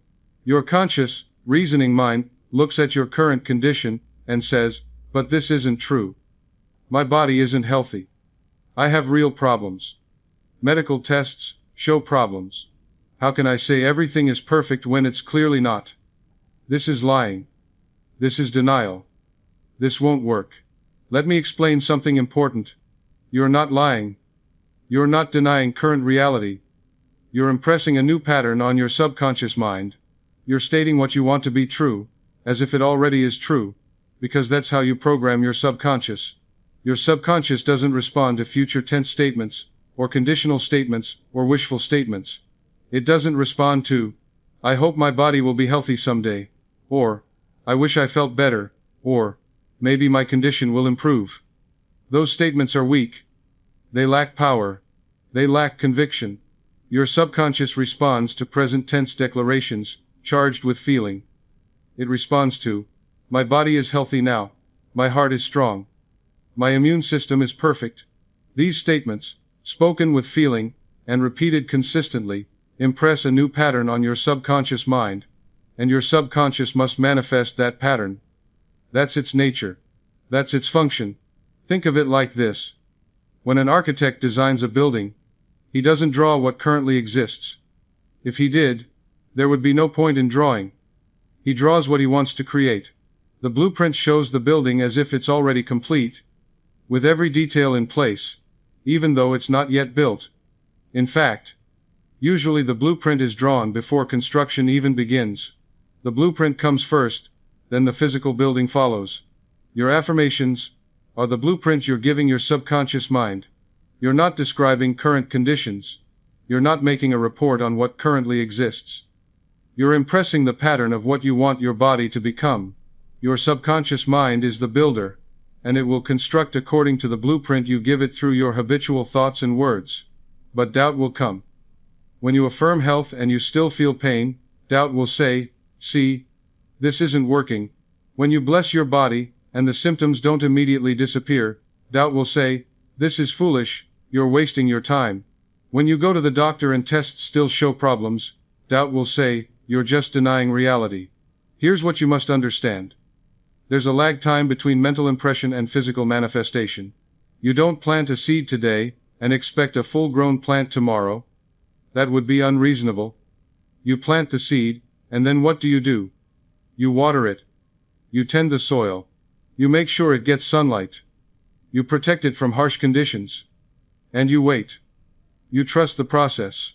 You know that if you do your part, the seed will germinate, the sprout will emerge, and eventually the full plant will grow. You don't dig up the seed every day to check if it's growing. That would kill it. You trust the process, and give it time. The same is true with your affirmations. You're planting seeds in the garden of your subconscious mind. If you persist in watering those seeds, with your words, and your feeling, if you protect them from the harsh conditions of doubt and fear, if you give them the light of faith and expectation, they must grow into physical manifestation.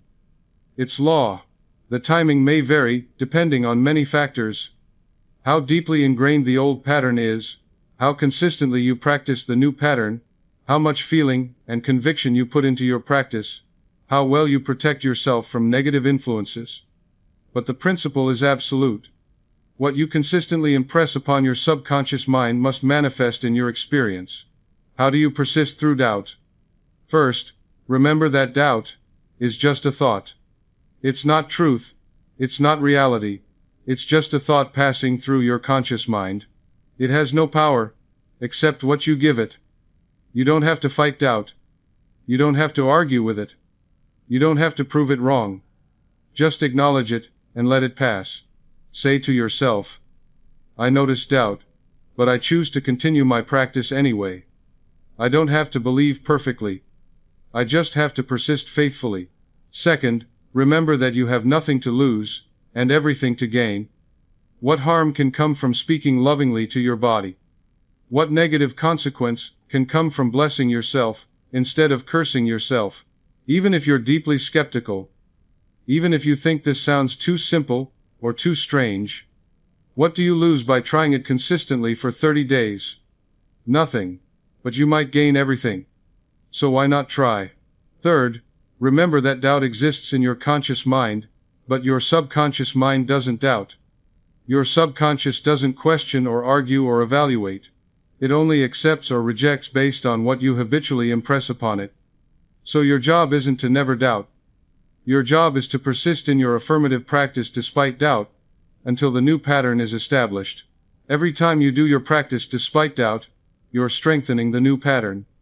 You're wearing a new groove in consciousness. Fourth, look for small signs of improvement. They may be subtle at first. You might sleep a little better. Your pain might be a little less intense. Your mood might be a little brighter. Your energy might be slightly higher.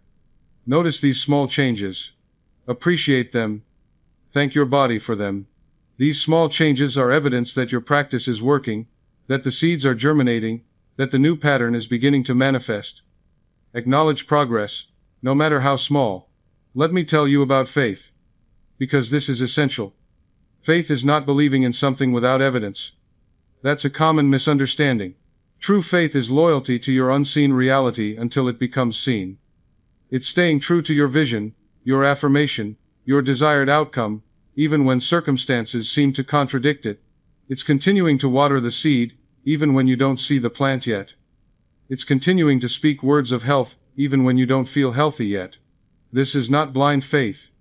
This is not foolishness. This is scientific faith, based on understanding the law of mind. You know, based on understanding, that your subconscious must manifest what you persistently impress upon it. You know this is law. So you persist. You remain loyal to your vision. You keep speaking words of health, even when you don't see immediate results. You trust the process, because you understand the principle. This is faith that moves mountains. This is faith that heals bodies.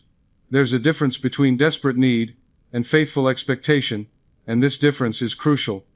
Desperate need says, please, please, please, I need this to happen, or I'm doomed. Oh God, I need to be healed. I can't go on like this. I must have healing immediately, or my life is over.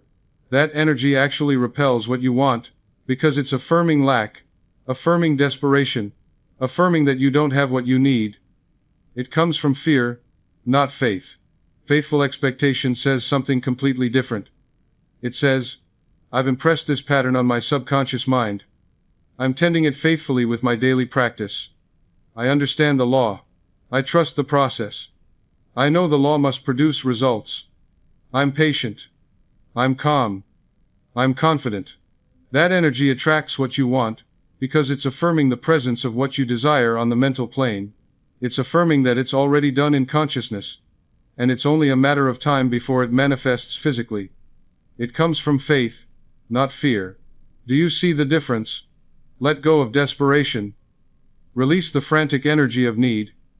Practice with calm, faithful expectation. Trust the law. Trust your subconscious mind. Trust the infinite intelligence within you. Trust the process. This trust, this calm faith, this patient expectation, is part of the healing power. What about when symptoms persist despite your practice? What do you do then? First, continue your affirmative work, while also taking practical action. If you need medical care, get medical care. If you need to see a doctor, see a doctor. God works through doctors, and medicine too. Infinite intelligence works through medical science. Your affirmations are not a replacement for medical treatment. They're a powerful complement to it. Many people have found that when they combine positive mental work with medical treatment, they heal faster and more completely than with medical treatment alone. The medicine works on the physical level. Your affirmations work on the mental and spiritual level. Together, they're more powerful than either one alone. So don't reject medical help thinking that affirmations alone should be enough. Use every tool available to you. Second, check your consistency. Are you really doing the practice daily, or just occasionally when you remember? Are you doing it with feeling? or just mechanically going through the motions? Are you protecting your consciousness the rest of the day, or are you doing 5 minutes of affirmations in the morning, and then complaining about your body the rest of the day? Sporadic practice produces sporadic results. Mechanical practice produces weak results. Inconsistent practice produces inconsistent results. Daily, consistent, feeling-toned practice is essential. Third, examine what you're saying the rest of the time. This is crucial. You can't affirm health for 5 minutes in the morning, and then complain about your body for the rest of the day, and expect significant results. Your habitual mental conversation is what counts. Your dominant thoughts and feelings are what your subconscious responds to. If 95% of your thoughts about your body are negative and only 5% are positive during your affirmation time, the 95% will win. You must begin to guard your words throughout the day.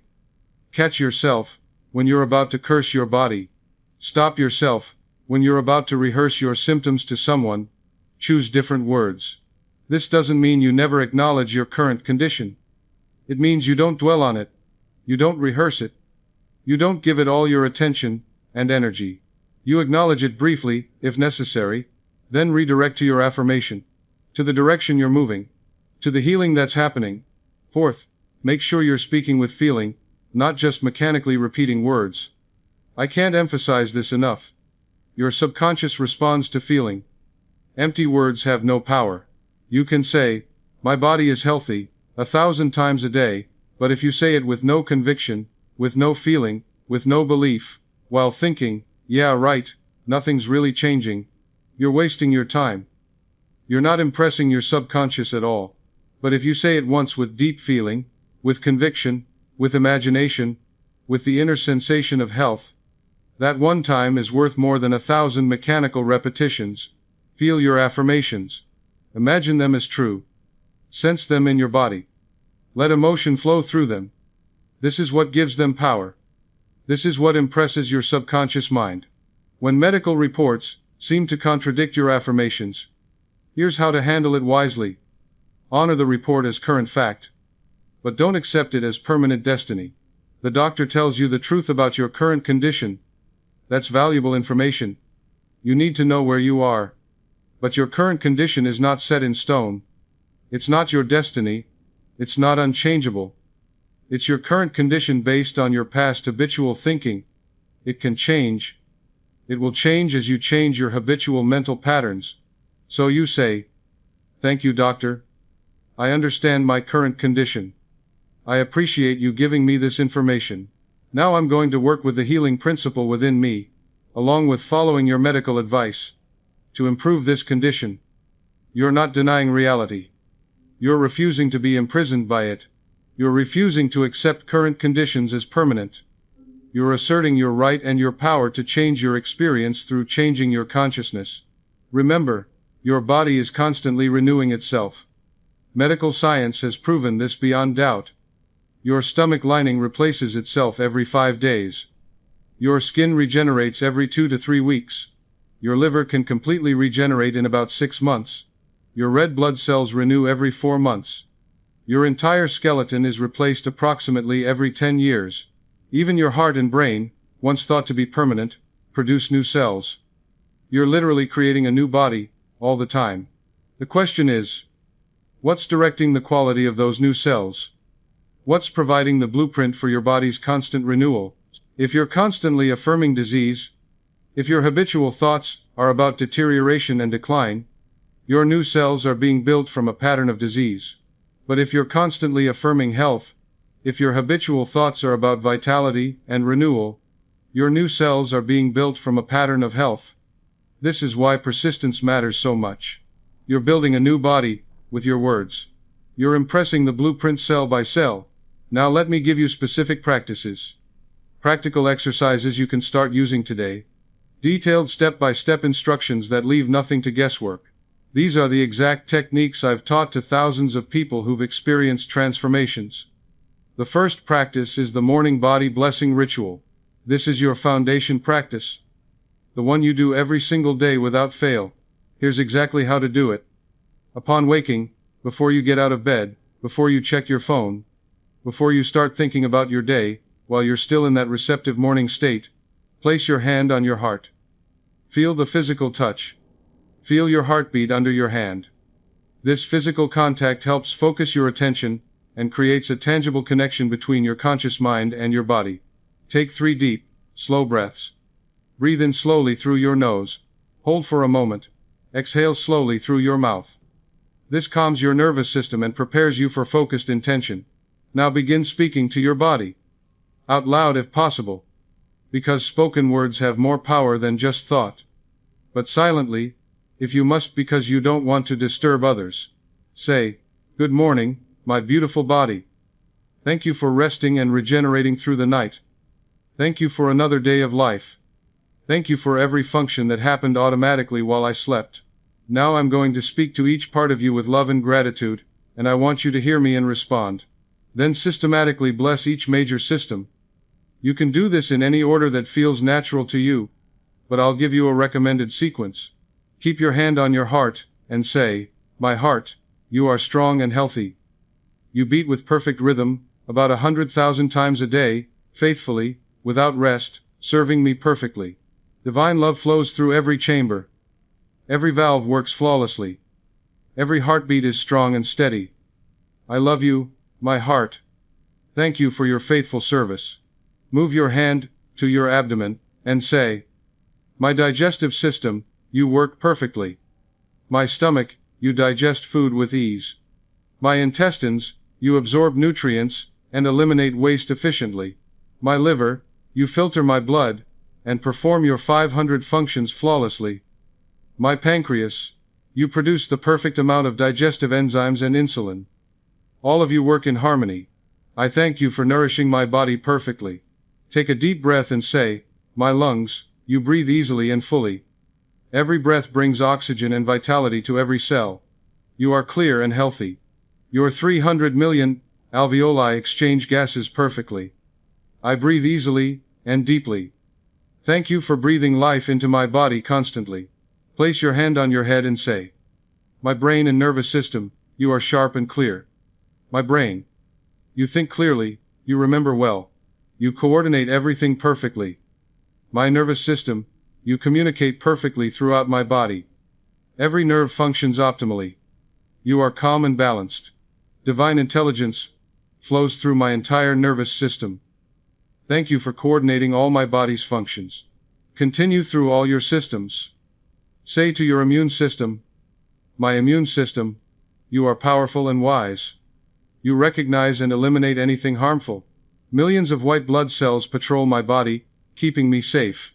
My lymph nodes filter perfectly, my thymus, my spleen, all of you work together protecting me. I am protected. I am safe. Thank you for defending my body so faithfully."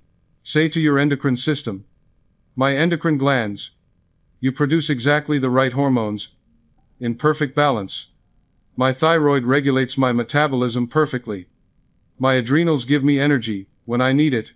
My pancreas regulates my blood sugar flawlessly. All my hormones work in symphony, creating health and balance throughout my body. Thank you for regulating my body so precisely."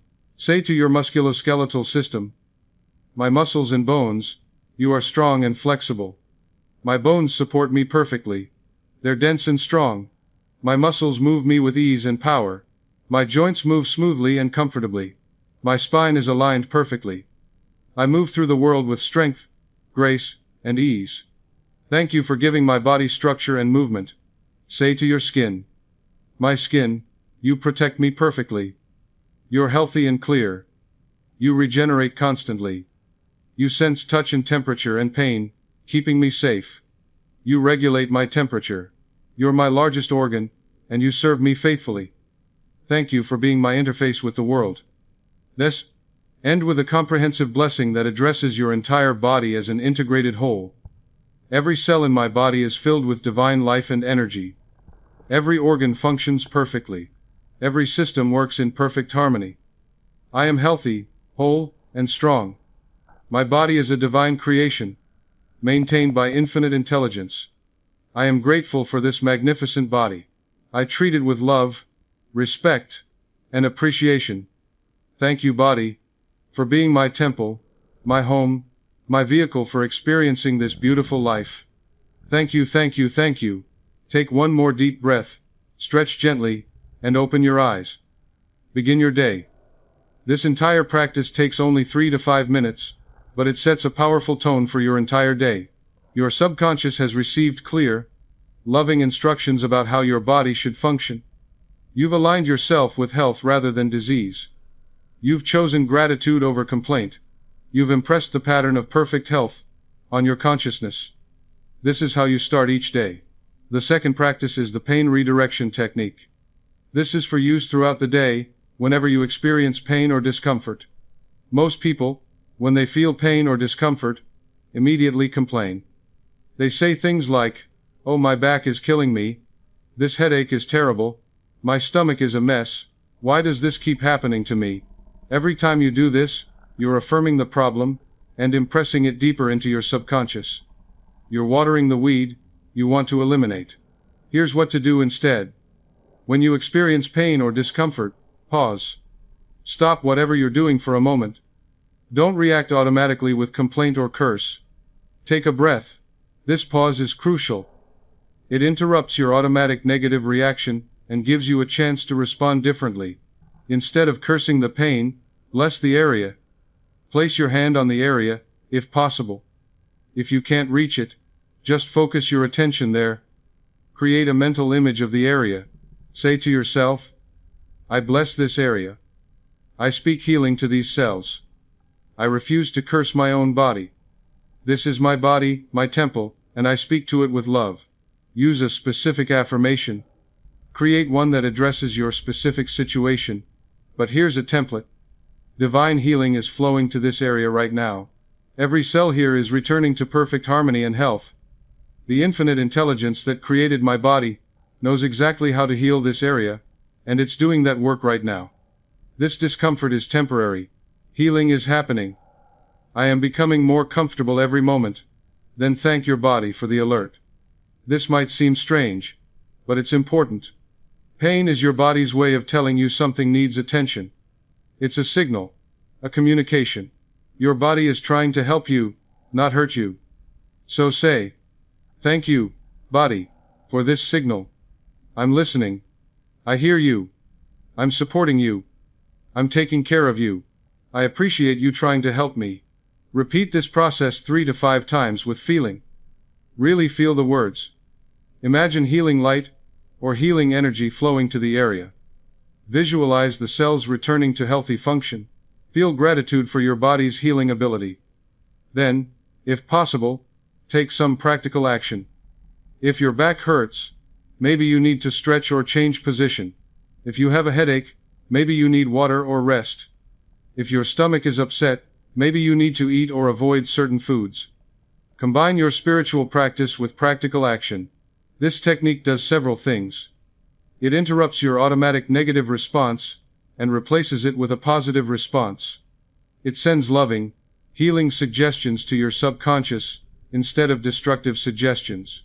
It shifts your emotional state from fear and frustration to love and support. It reminds you that your body is trying to help you, not betray you. It affirms that healing is possible and happening. I want to be very clear about something. This practice doesn't mean ignore serious pain or refuse medical attention. If you have severe pain, sudden pain, pain that concerns you, pain accompanied by other symptoms, see a doctor. Get it checked out.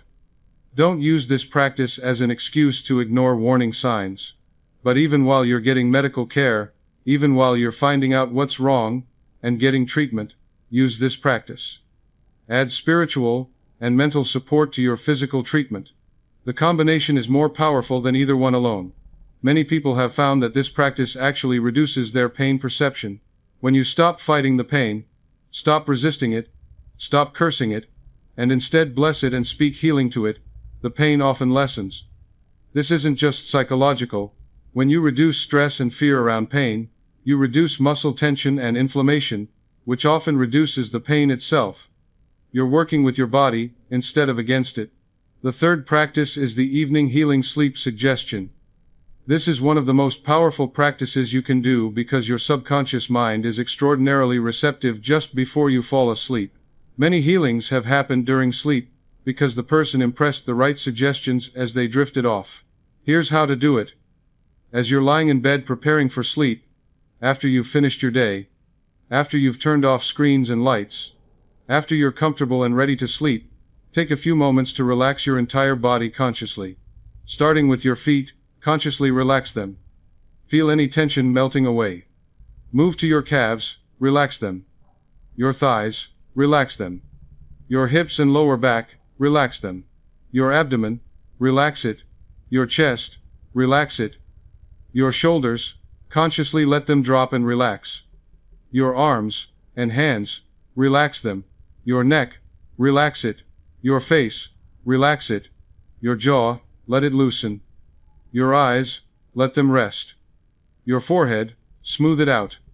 Your entire body is now relaxed, heavy, comfortable. This relaxed state makes you highly receptive to suggestion. Now say to yourself, not out loud necessarily, but with conviction in your mind. As I sleep tonight, the healing intelligence within my body is restoring every cell, every tissue, every organ to perfect health. The infinite wisdom that created my body knows exactly how to heal it, and it's doing that work right now, while I sleep. If there's a specific area that needs attention, address it directly. Use the name of the body part or the system. Say, my body part is being healed and regenerated while I sleep. Divine intelligence is flowing to this area, restoring it to perfect function. New healthy cells are replacing old damaged cells. By morning, this area is improved, healed, renewed. Then give your body general instructions for the night. My body knows how to heal itself. It has the intelligence and the power. It's doing that healing work right now, all through the night. While I sleep peacefully, every system is being balanced. Every cell is being renewed. Every function is being restored to perfect order. My immune system is working efficiently. My nervous system is calm. My endocrine system is balanced. My digestion is working well. My circulation is excellent. Everything is working together in perfect harmony. Continue with, I release all worry about my health. I release all fear about my body. I trust the healing intelligence within me. I trust my body to do its healing work. I sleep deeply and peacefully, knowing that when I wake up in the morning, I will be refreshed, renewed, and one day closer to perfect health. I wake up feeling better than when I went to sleep. Energy flows through me. Vitality fills me. I am improving every day in every way. My body is becoming healthier and stronger. And so it is. Repeat these suggestions several times. Each time you repeat them, let yourself become drowsier. Speak them more slowly, more quietly in your mind. Let the words blend with your increasing sleepiness. Allow yourself to drift off to sleep while impressing these suggestions. The words should be the last thoughts in your mind as you cross over into sleep. This is crucial, and I cannot emphasize it enough. Never fall asleep worrying about your health. Never fall asleep rehearsing your symptoms. Never fall asleep focused on what's wrong. Never fall asleep in fear. Always fall asleep affirming what's right, or what you want to be right. Always fall asleep in faith. Always fall asleep with positive, healing suggestions. Your subconscious mind is most impressionable in that twilight state just before sleep. The critical, doubting conscious mind is fading. The barriers are down. Suggestions slip directly into your subconscious without resistance. The suggestions you give yourself then sink deep and work all night while you sleep. They direct the healing work your body naturally does during sleep. Remember, your body does most of its healing and regeneration while you sleep. This is when growth hormone is released, which stimulates cell reproduction and regeneration. This is when your immune system is most active, producing cytokines that fight infection and inflammation. This is when damaged tissues are repaired. This is when your brain consolidates memories and clears out toxins. Sleep is healing time. By giving positive suggestions as you fall asleep, you're cooperating with this natural healing process. You're directing it with your consciousness. You're telling your body what blueprint to follow, as it rebuilds itself through the night. Many people have reported waking up with significantly less pain, with more energy, with improvement in their condition, simply by using this practice faithfully every night. The body hears you. The subconscious responds. The healing intelligence within you follows the pattern you impress upon it. The fourth practice is the mirror appreciation exercise. This is simple but profound, and many people find it emotionally challenging at first because we're so conditioned to criticize ourselves. But this practice can fundamentally change your relationship with your body. Once a day, at whatever time works for you, stand in front of a mirror. A full-length mirror is ideal, but any mirror will work. Most people avoid looking at themselves fully, or they look only to criticize, to find faults, to focus on what's wrong, what they don't like, what needs to be fixed. This practice is the opposite. You're going to look at your body with appreciation, with love, with gratitude, the way you might look at a dear friend. Start by looking into your own eyes in the mirror. Really look at yourself. See yourself. Connect with yourself. Say, either out loud or in your mind, I see you. I appreciate this body. It's doing its best for me. It houses my spirit. It allows me to experience life. It's been with me through everything. Thank you, body. I'm sorry if I've been harsh with you. I'm choosing to appreciate you now. Then systematically thank specific features, starting from your head, and working down. Look at your eyes and say, thank you, eyes, for letting me see. You let me witness beauty. You let me see sunsets, and flowers and art. You let me read. You let me see the faces of people I love. You've served me faithfully. I appreciate you. Look at your ears and say, thank you, ears, for letting me hear. You give me music. You give me voices. You give me the sounds of nature. You've been listening for me all my life. I appreciate you. Look at your mouth and say, thank you, mouth, for speaking, for tasting, for eating, for smiling. You allow me to express myself. You allow me to nourish myself. I appreciate you. Look at your neck and shoulders and say, thank you for supporting my head, for allowing me to turn and look, for carrying my burdens. I appreciate you. Look at your arms and hands and say, thank you, hands, for all you do. You've touched the people I love. You've created things. You've worked for me. You write. You cook. You gesture. You grasp. You're amazing. I appreciate you. Look at your chest and say, thank you, heart and lungs, for keeping me alive without any conscious effort from me. You work every moment, faithfully. I appreciate you. Look at your abdomen and say, thank you, digestive organs, for processing what I eat, for nourishing me. I appreciate you. Look at your legs and feet and say, thank you for carrying me through life, for supporting me, for moving me wherever I want to go. I appreciate you. Now, here's the important part. Even for areas you're unhappy with, even for parts you've criticized, or been ashamed of, speak appreciation and transformation. If you don't like your stomach, don't curse it. Look at it and say, stomach, I see you. I appreciate you for working to digest my food. I'm sorry I've been critical of you. I speak health and perfect tone to you. You're transforming every day. You're becoming exactly as you should be. I appreciate you. If you have an area that's in pain or dysfunction, look at it in the mirror if you can see it, or place your hand on it if you can't, and say, I see you, I acknowledge you, I appreciate you for doing your best under difficult circumstances. I'm speaking perfect healing to you. Divine intelligence is restoring you right now. You're returning to wholeness. I love this area. I bless this area. I speak life and health to you. If you have scars, or marks, or things you've been ashamed of, look at them differently. Each scar tells a story of healing, of your body's amazing ability to repair itself. Each mark is part of your history, your journey. Say, I accept you. You're part of my story. I appreciate my body exactly as it is in this moment, while knowing it's also transforming and improving every day. Look at your whole body in the mirror and say, I love this body. It's my temple, my home, my vehicle for experiencing life. It's done so much for me. It's been so patient with me even when I've mistreated it. I'm choosing today to treat it with respect and love. I speak blessings over this body. I speak health over this body. I speak vitality and wholeness over this body. Every day, in every way, this body is getting better and better. Thank you, body, for being mine. Thank you for serving me. I commit to serving you well in return. This practice takes only 2 to 3 minutes, but it breaks the habit of body hatred that so many people carry unconsciously. When you look at yourself with love instead of criticism, something shifts inside you. Your relationship with your body changes. You stop seeing your body as an enemy or a problem, and start seeing it as a partner, a friend, a gift.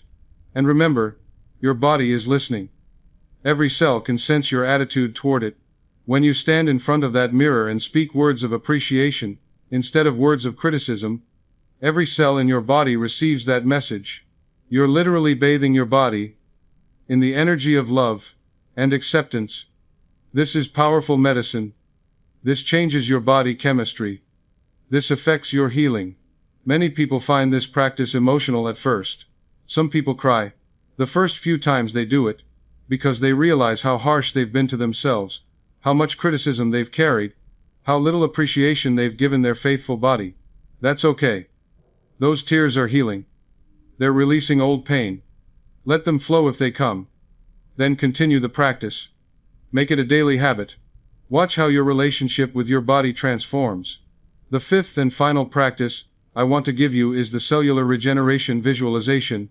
This practice combines affirmation with visualization, and it's especially powerful because your subconscious mind responds very strongly to images combined with words and feeling. This practice takes a bit longer, about 5 to 10 minutes, but it's worth every moment. Find a quiet place where you won't be disturbed. This could be in your bedroom, in a comfortable chair, even sitting in your car if that's your only quiet space. The location doesn't matter as much as the quiet and privacy. Sit comfortably with your spine relatively straight but not rigid. You can also lie down, but sitting is better because you're less likely to fall asleep. Close your eyes. Take several deep, slow breaths. Breathe in slowly through your nose, counting to 4. Hold for a count of 4. Exhale slowly through your mouth, counting to 6 or 8, making your exhale longer than your inhale. This activates your parasympathetic nervous system, your rest and heal response. Do this for at least 6 to 8 breaths until you feel your body relaxing, your mind quieting.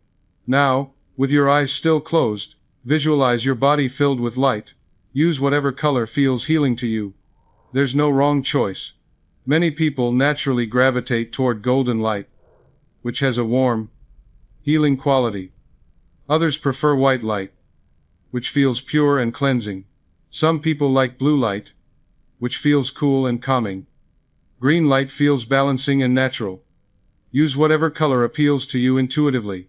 The color itself matters less than your belief in its healing power. See this light flowing through your entire body, from the top of your head to the tips of your toes. See it flowing through your brain, lighting up every neuron. See it flowing down through your face, your neck, your shoulders. See it flowing through your chest, illuminating your heart and lungs. See it flowing through your abdomen, filling your digestive organs. See it flowing down through your hips, your legs, all the way to your feet. Your entire body is filled with this healing light. Every cell is bathed in it.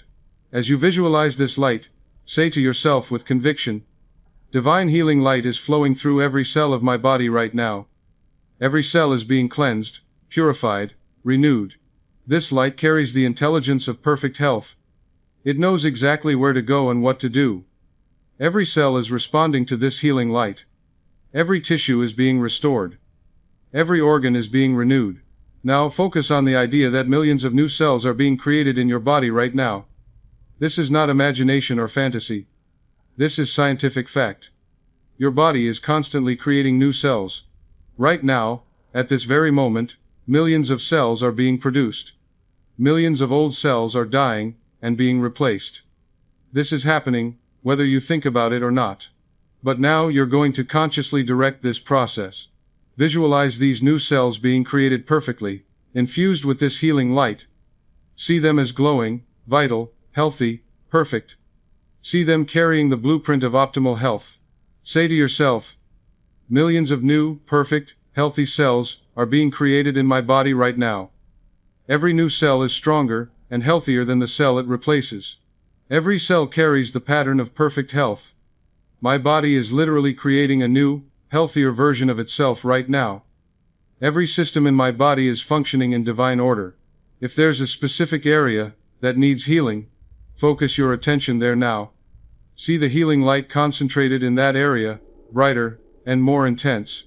See the cells there being replaced with new, perfect, healthy cells. If it's your heart, see your heart glowing with light. Every chamber perfect. Every valve working flawlessly. Every artery clear and flexible.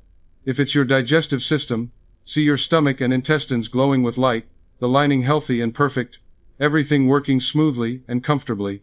If it's your joints, see them glowing with light, cartilage being renewed, synovial fluid lubricating perfectly, all inflammation dissolving, movement becoming smooth and pain-free.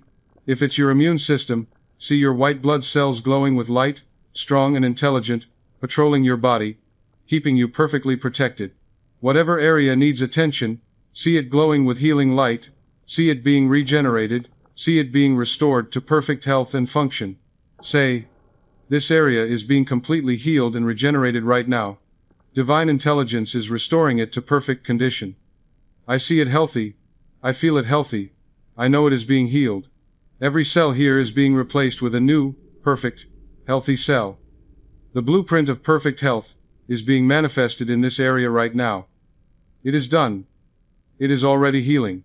I accept this healing as accomplished in consciousness, and I know it must manifest in my body. Now expand your awareness to your whole body again. See your entire body glowing with this healing light. See every system working in perfect harmony. Your heart beating strong and steady. Your lungs breathing easily. Your digestion working smoothly. Your immune system protecting you powerfully. Your nervous system calm and balanced. Your endocrine system producing perfect hormonal balance. Your muscles strong and flexible. Your bones dense and sturdy. Everything working together in divine order, in perfect health. Feel gratitude for this healing process happening within you. Feel it deeply. Let gratitude fill your heart. Say, I am so grateful for this magnificent self-healing body. I am grateful for the infinite intelligence that created it and maintains it. I am grateful for every cell that's working for me right now. I am grateful for the healing that's happening right now. I am grateful for perfect health manifesting in me now. Thank you. Thank you. Thank you. Sit with this feeling of gratitude for a moment. Let it permeate your being. Feel the truth of your body's healing power. Feel the reality of the infinite intelligence within you. Feel the certainty that healing is happening. Rest in this knowing. Breathe it in. Let it settle into your consciousness. When you're ready, take a deep breath. Wiggle your fingers and toes gently. Slowly open your eyes. Come back to the room fully. But carry this sense of wellness with you. Carry the image of your body glowing with health. Carry the feeling of gratitude. Carry the knowing that healing is happening. Practice this visualization daily if possible, especially if you're dealing with a health challenge. But even if you're healthy, practice it regularly as preventive medicine. You're impressing the blueprint of perfect health on your subconscious mind. You're cooperating with your body's natural healing and regenerating processes. You're directing the constant cellular renewal that's happening anyway. This practice combines everything we've talked about: positive suggestion, feeling, visualization, belief, and gratitude. It's a comprehensive approach to programming your subconscious for optimal health. Some people like to do this practice in the morning to set the tone for the day. Others prefer evening, before the sleep practice. Some do it at midday as a break and reset. Find what works for you. The timing matters less than the consistency. Make it a regular practice. The more you do it, the more natural it becomes. The more powerful it becomes. The more your subconscious accepts it as truth. Now let me bring all of this together for you, because we've covered so much today. We've gone on quite a journey together. What have we learned? What are the essential truths you need to take with you? We've learned that your body is not separate from your mind. This is the foundational truth. Your body and mind are one integrated system. Every cell in your body is intelligent and responsive to your consciousness. Your thoughts create chemistry in your body. Your emotions affect your immune system. Your beliefs influence your healing. The separation between mind and body is an illusion. They are one. Your subconscious mind, which built your body cell by cell, and maintains every function, accepts whatever you habitually tell it as true, and manifests it in your physical experience. This is the mechanism. This is how it works. Your subconscious doesn't argue or question or evaluate. It simply accepts your dominant beliefs and thoughts as instructions, and creates your reality accordingly. This means your words, your thoughts, your mental conversation about your body, are literally programming your health or disease. Most people have been unknowingly hypnotizing themselves with negative suggestions. They curse their bodies. They criticize their appearance. They speak fear about their health. They rehearse their symptoms. They anticipate problems. And then they wonder why they feel worse and worse, why their health deteriorates, why problems multiply. They're creating their experience through their habitual thoughts and words, but they don't realize it. But you now know a different way. You know that you can speak to your body with love, with gratitude, with affirmative words of health and wholeness. You know that when you do this consistently, with feeling, with conviction, you're impressing a new pattern on your subconscious mind, and your subconscious must manifest that pattern in your body. It has to. It's law. Just as seeds planted in good soil must grow, thoughts planted in your subconscious must manifest. You've learned specific, practical techniques. 5 powerful practices that you can use immediately. The morning body blessing ritual that sets the tone for your day. The pain redirection technique that interrupts negative reactions and replaces them with healing responses. The evening healing sleep suggestion that programs your subconscious during its most receptive time. The mirror appreciation exercise that transforms your relationship with your body. And the cellular regeneration visualization that combines words, images, and feeling to impress the blueprint of perfect health. These are not complicated. They don't require special equipment, special training, or special abilities.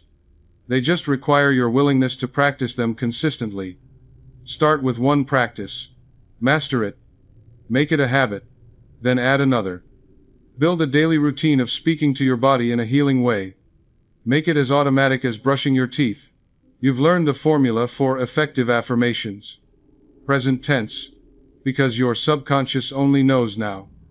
Positive language, because your subconscious responds to what you focus on. Direct address to your body, because you're giving specific instructions. Supporting truths that build belief, because faith is strengthened by understanding. Use this formula to create personalized affirmations for any area that needs attention. You've learned to speak to all your body systems, not just your problem areas. Your body is an integrated whole. Every system affects every other system. When you bless your entire body systematically, you create overall harmony that helps your problem areas heal faster, and you prevent new problems from developing. Prevention is always better than cure. You've learned that gratitude is powerful medicine. When you thank your body, when you appreciate your organs and systems, when you recognize the constant miracle of your body's functioning, you create an atmosphere of harmony and cooperation. Your body responds to love and appreciation the way any living thing does. It flourishes. It heals. It functions optimally. Gratitude reduces stress hormones, increases healing hormones, activates your rest and heal response, and changes your body chemistry in measurable ways. Most importantly, you've learned that you're not a helpless victim of your body. You're not at the mercy of genetics, or circumstances, or bad luck. You're a creative spiritual being with dominion over your experience, through the power of your mind, your words, your faith. The same infinite intelligence that created your body knows how to heal it. That intelligence is within you right now, at this very moment. By speaking words of life, health, and wholeness, you cooperate with this intelligence. You remove the mental obstacles, the fear and doubt, and negative suggestion, and you allow the natural healing process to occur. Your body wants to be healthy. Please understand this deeply. Health is your body's natural state. Your body is designed for vitality, programmed for wellness, created for wholeness. Every cell wants to function properly. Every organ wants to work well. Every system wants to operate in harmony. Disease is not your body's natural state. It's the disruption of natural harmony, usually caused by mental and emotional discord, by chronic stress, by fear, by negative suggestion, by beliefs about limitation and deterioration. When you change your mental conversation, when you release fear and embrace faith, when you speak words of love and life to your body, you're simply allowing your body to return to its natural state of health. You're removing the interference. You're getting out of the way. You're letting the healing intelligence do what it naturally does. This is not magic. This is not wishful thinking. This is not denial of reality. This is applied mental and spiritual science based on unchanging laws of mind. The law of belief says that what you feel to be true becomes your experience. The law of subconscious activity says that your subconscious mind accepts your habitual thoughts and manifests them. The law of substitution says that you can replace negative thoughts with positive ones through deliberate practice. These are laws, as reliable as the law of gravity. When you work with these laws consciously and consistently, you must get results. But you must be patient with yourself and with the process. I want to emphasize this because many people get discouraged too quickly. You didn't develop your current conditions overnight, and they won't necessarily disappear overnight. There's usually a lag time between mental impression and physical manifestation. This is natural. This is how manifestation works. The seed must germinate underground, before the sprout appears above ground. The invisible work happens first. Then the visible result follows. This is why daily, consistent practice is so important. You're establishing a new pattern. You're wearing a new groove in consciousness. You're building a new mental foundation. Every day you practice, you're strengthening that new pattern. Every day you speak words of health, you're watering the seeds of wellness you've planted in your subconscious. Every day you visualize perfect health. You're impressing that blueprint more deeply. Don't let setbacks discourage you. There may be days when you don't feel well, when symptoms seem to persist or even intensify. This doesn't mean the practice isn't working. It might mean you're in the process of transformation, that old patterns are being released, that healing is happening on levels you can't see yet. Keep going. Keep speaking your affirmations. Keep blessing your body. Keep visualizing perfect health. Keep feeling grateful. Persistence is what separates those who experience healing from those who give up too soon. Remember the stories I shared with you today. The businessman with heart troubles practiced for 3 months before seeing remarkable improvement. Sarah with arthritis practiced for 6 months, sometimes doubting, sometimes feeling silly, but persisting anyway, and her hands came back to life. The young woman with chronic fatigue practiced for 4 months before her energy returned. They persisted through doubt, through slow progress, through moments of discouragement, and they experienced transformation. You can too. And remember, this practice is not a replacement for medical care. I want to be very clear about this, because it's important. If you need to see a doctor, see a doctor. If you need medicine, take medicine. If you need surgery, get surgery. This is not about rejecting medical science. This is about adding spiritual and mental support to whatever practical treatment you receive.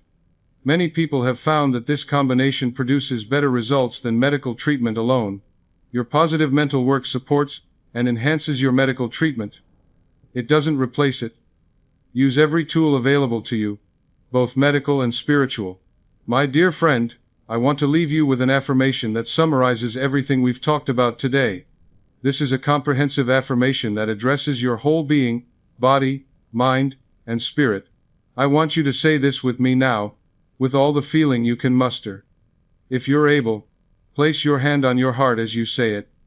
If not, just focus your attention on your heart center.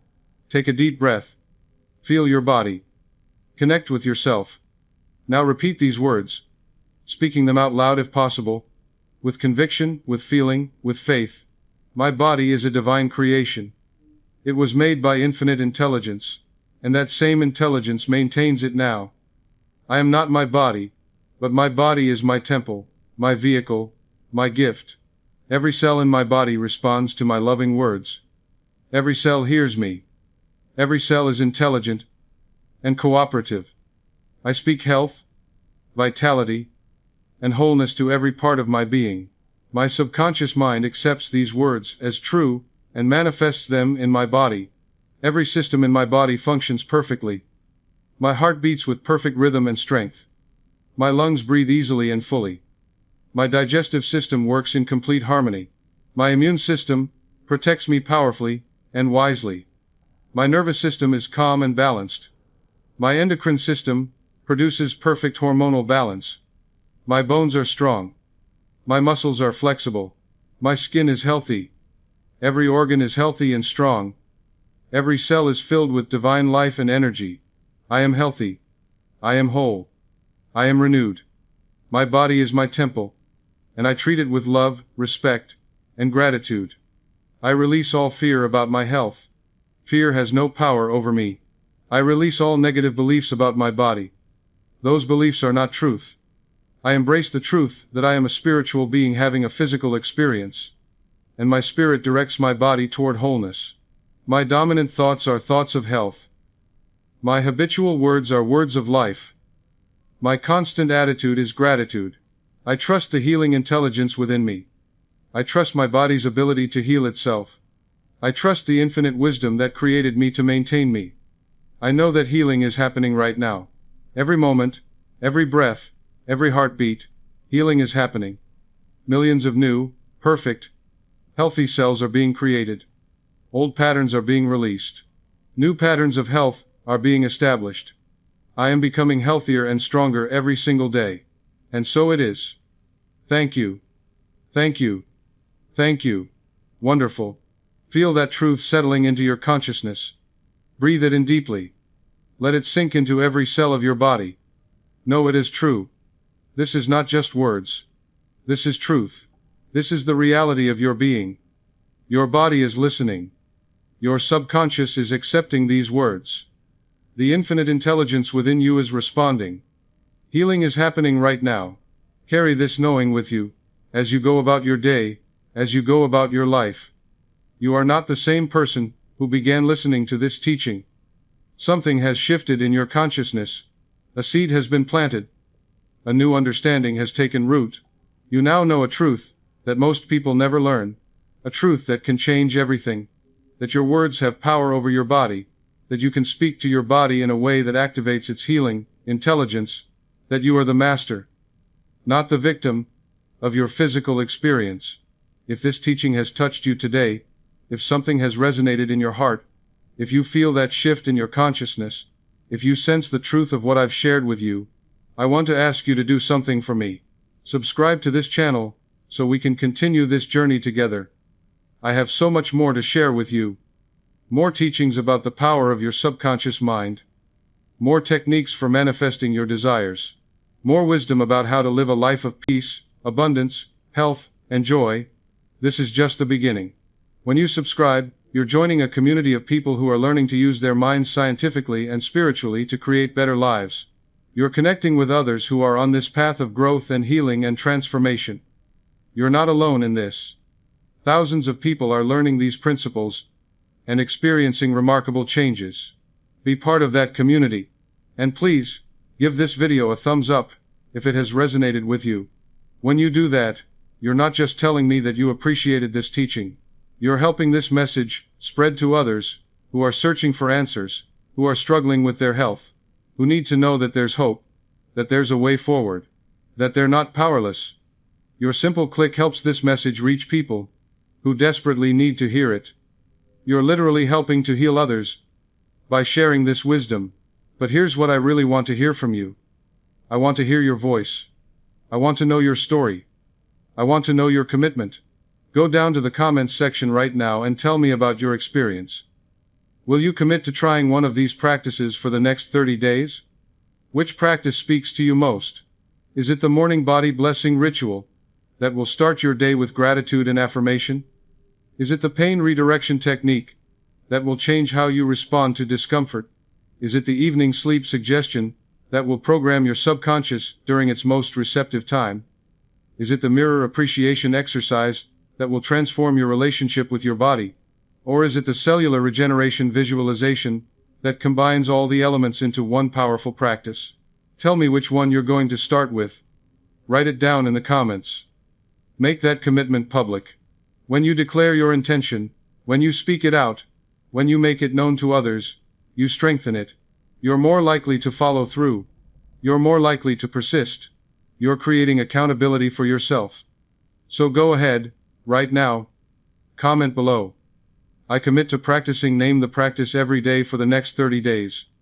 I'm starting today. And if you've already been practicing speaking to your body in a healing way, if you've experienced transformation through this kind of work, if you have a testimony of healing or improvement, share your story in the comments. Your experience could be the inspiration someone else needs. Your testimony could be the thing that gives another person hope, that encourages them to persist, that changes their life. Maybe someone will read your comment at a moment when they're about to give up, and your words will encourage them to keep going. Maybe someone will read about your healing and think, if it worked for them, maybe it can work for me. Maybe your story will be the catalyst for someone else's transformation. We're all in this together, learning from each other, supporting each other, growing together, so please, add your voice to the conversation.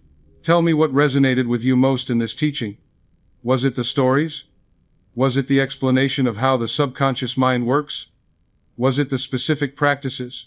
Was it something I said that clicked for you, that made everything make sense? Share that.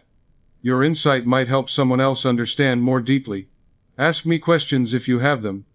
If something is unclear, if you want more detail about a specific practice, if you're wondering how to handle a specific situation, ask in the comments. I read them. I learn from your questions. Your questions help me know what to teach about next. And other members of this community might have answers or experiences to share that will help you. This is not just me teaching you. This is a community of learners supporting each other. Share your insights. If you've realized something about yourself through this teaching, if you've had an aha moment, if you've seen a pattern in your own life, share it. Your insight might help someone else see something they've been missing. We learn from each other's realizations. This is a community, and your participation makes it richer, deeper, more valuable for everyone. Remember, my dear friend, you are not a helpless victim of your body. Read that sentence again, let it sink in. You are not helpless, you are not a victim, you have power, you have agency. You have the ability to influence your health through your consciousness. You're a creative spiritual being with dominion over your experience, through the power of your mind, your words, your faith, your practice. Start speaking to your body like the divine temple it truly is. Start treating yourself with the love and respect you deserve. Start impressing the pattern of perfect health on your subconscious mind through your daily practice. And watch what happens. Watch how your body responds. Watch how your health improves. Watch how your relationship with your body transforms. Watch how your entire experience of life shifts. The infinite intelligence that created you, that formed your body cell by cell in your mother's womb, that maintains your heartbeat and your breathing, and every involuntary function without any conscious effort from you, that intelligence is within you right now. It's not separate from you. It's not outside of you. It's the very essence of your being. It wants you to be well. It's programmed you for health. It's designed you for vitality. Your job is simply to stop interfering with negative thoughts and words, and to start cooperating with this intelligence through positive, affirmative, loving communication with your body. You have everything you need within you right now to begin this transformation. You don't need special training. You don't need expensive equipment. You don't need to buy anything. You don't need anyone's permission. You don't need to wait for the right time. The right time is now. You just need your willingness to practice, your commitment to persist, your faith that the law of mind will work for you, as it has worked for thousands of others, your dedication to speaking words of life instead of words of death. The choice is yours. And it always has been. Every moment of every day, you're choosing what to think, what to say, what to believe about your body. Most people make these choices unconsciously, habitually, automatically, and they wonder why their health doesn't change. But now you're making this choice consciously. Now you're choosing deliberately. Now you're taking responsibility for your own consciousness, and therefore for your own health. Choose words of life. Choose thoughts of health. Choose beliefs of wholeness. Choose gratitude over complaint. Choose blessing over cursing. Choose faith over fear. Choose to cooperate with the healing intelligence within you. Choose to trust your body. Choose to love your temple. Choose health. Choose vitality. Choose wellness. The power is yours. The healing is yours. The future is yours to create. Until we meet again, may divine health flow through every cell of your body, like a river of light. May abundant vitality be your daily experience, your constant reality. May perfect wholeness be manifested in you, not someday in the future, but right now, today, this moment. May you know yourself as the magnificent spiritual being you truly are, a spark of the infinite, living in a body that responds to your loving care, like a garden responds to a caring gardener. May you experience the joy of health, the freedom of vitality, the peace of knowing that you're cooperating with the infinite intelligence within you. May you wake up each morning with gratitude for another day of life, with appreciation for your faithful body, with excitement for the healing that's happening. May you move through each day speaking words of life, seeing yourself as whole, feeling the energy of perfect health flowing through you. May you go to sleep each night impressed with healing suggestions, trusting your body to do its regenerative work, knowing you're becoming healthier and stronger. May your journey be blessed. May your practice be faithful. May your results be remarkable. May your transformation inspire others. May your healing be a testimony to the power of consciousness, the responsiveness of the body, the reality of the mind-body connection, the truth that we are spiritual beings with dominion over our physical experience. Bless you, my friend. Bless your beautiful, miraculous, intelligent, responsive, faithful body. Bless every cell. Bless every organ. Bless every system. Bless your heart that beats for you. Bless your lungs that breathe for you. Bless your brain that thinks for you. Bless your immune system that protects you. Bless your entire being. You are a walking miracle. You are a divine creation. You are loved by the infinite. You are whole. And may all good things be yours.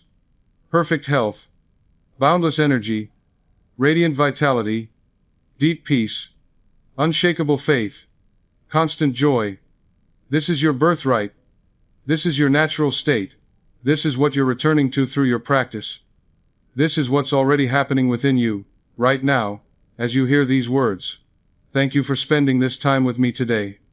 Thank you for being open to this teaching. Thank you for being willing to try something new. Thank you for caring about your health enough to seek answers. Thank you for honoring your body as the temple it is. Thank you for joining this community of conscious creators who are learning to work with the laws of mind to create better lives.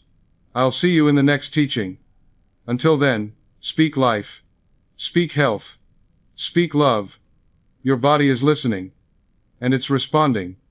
The healing has already begun. God bless you.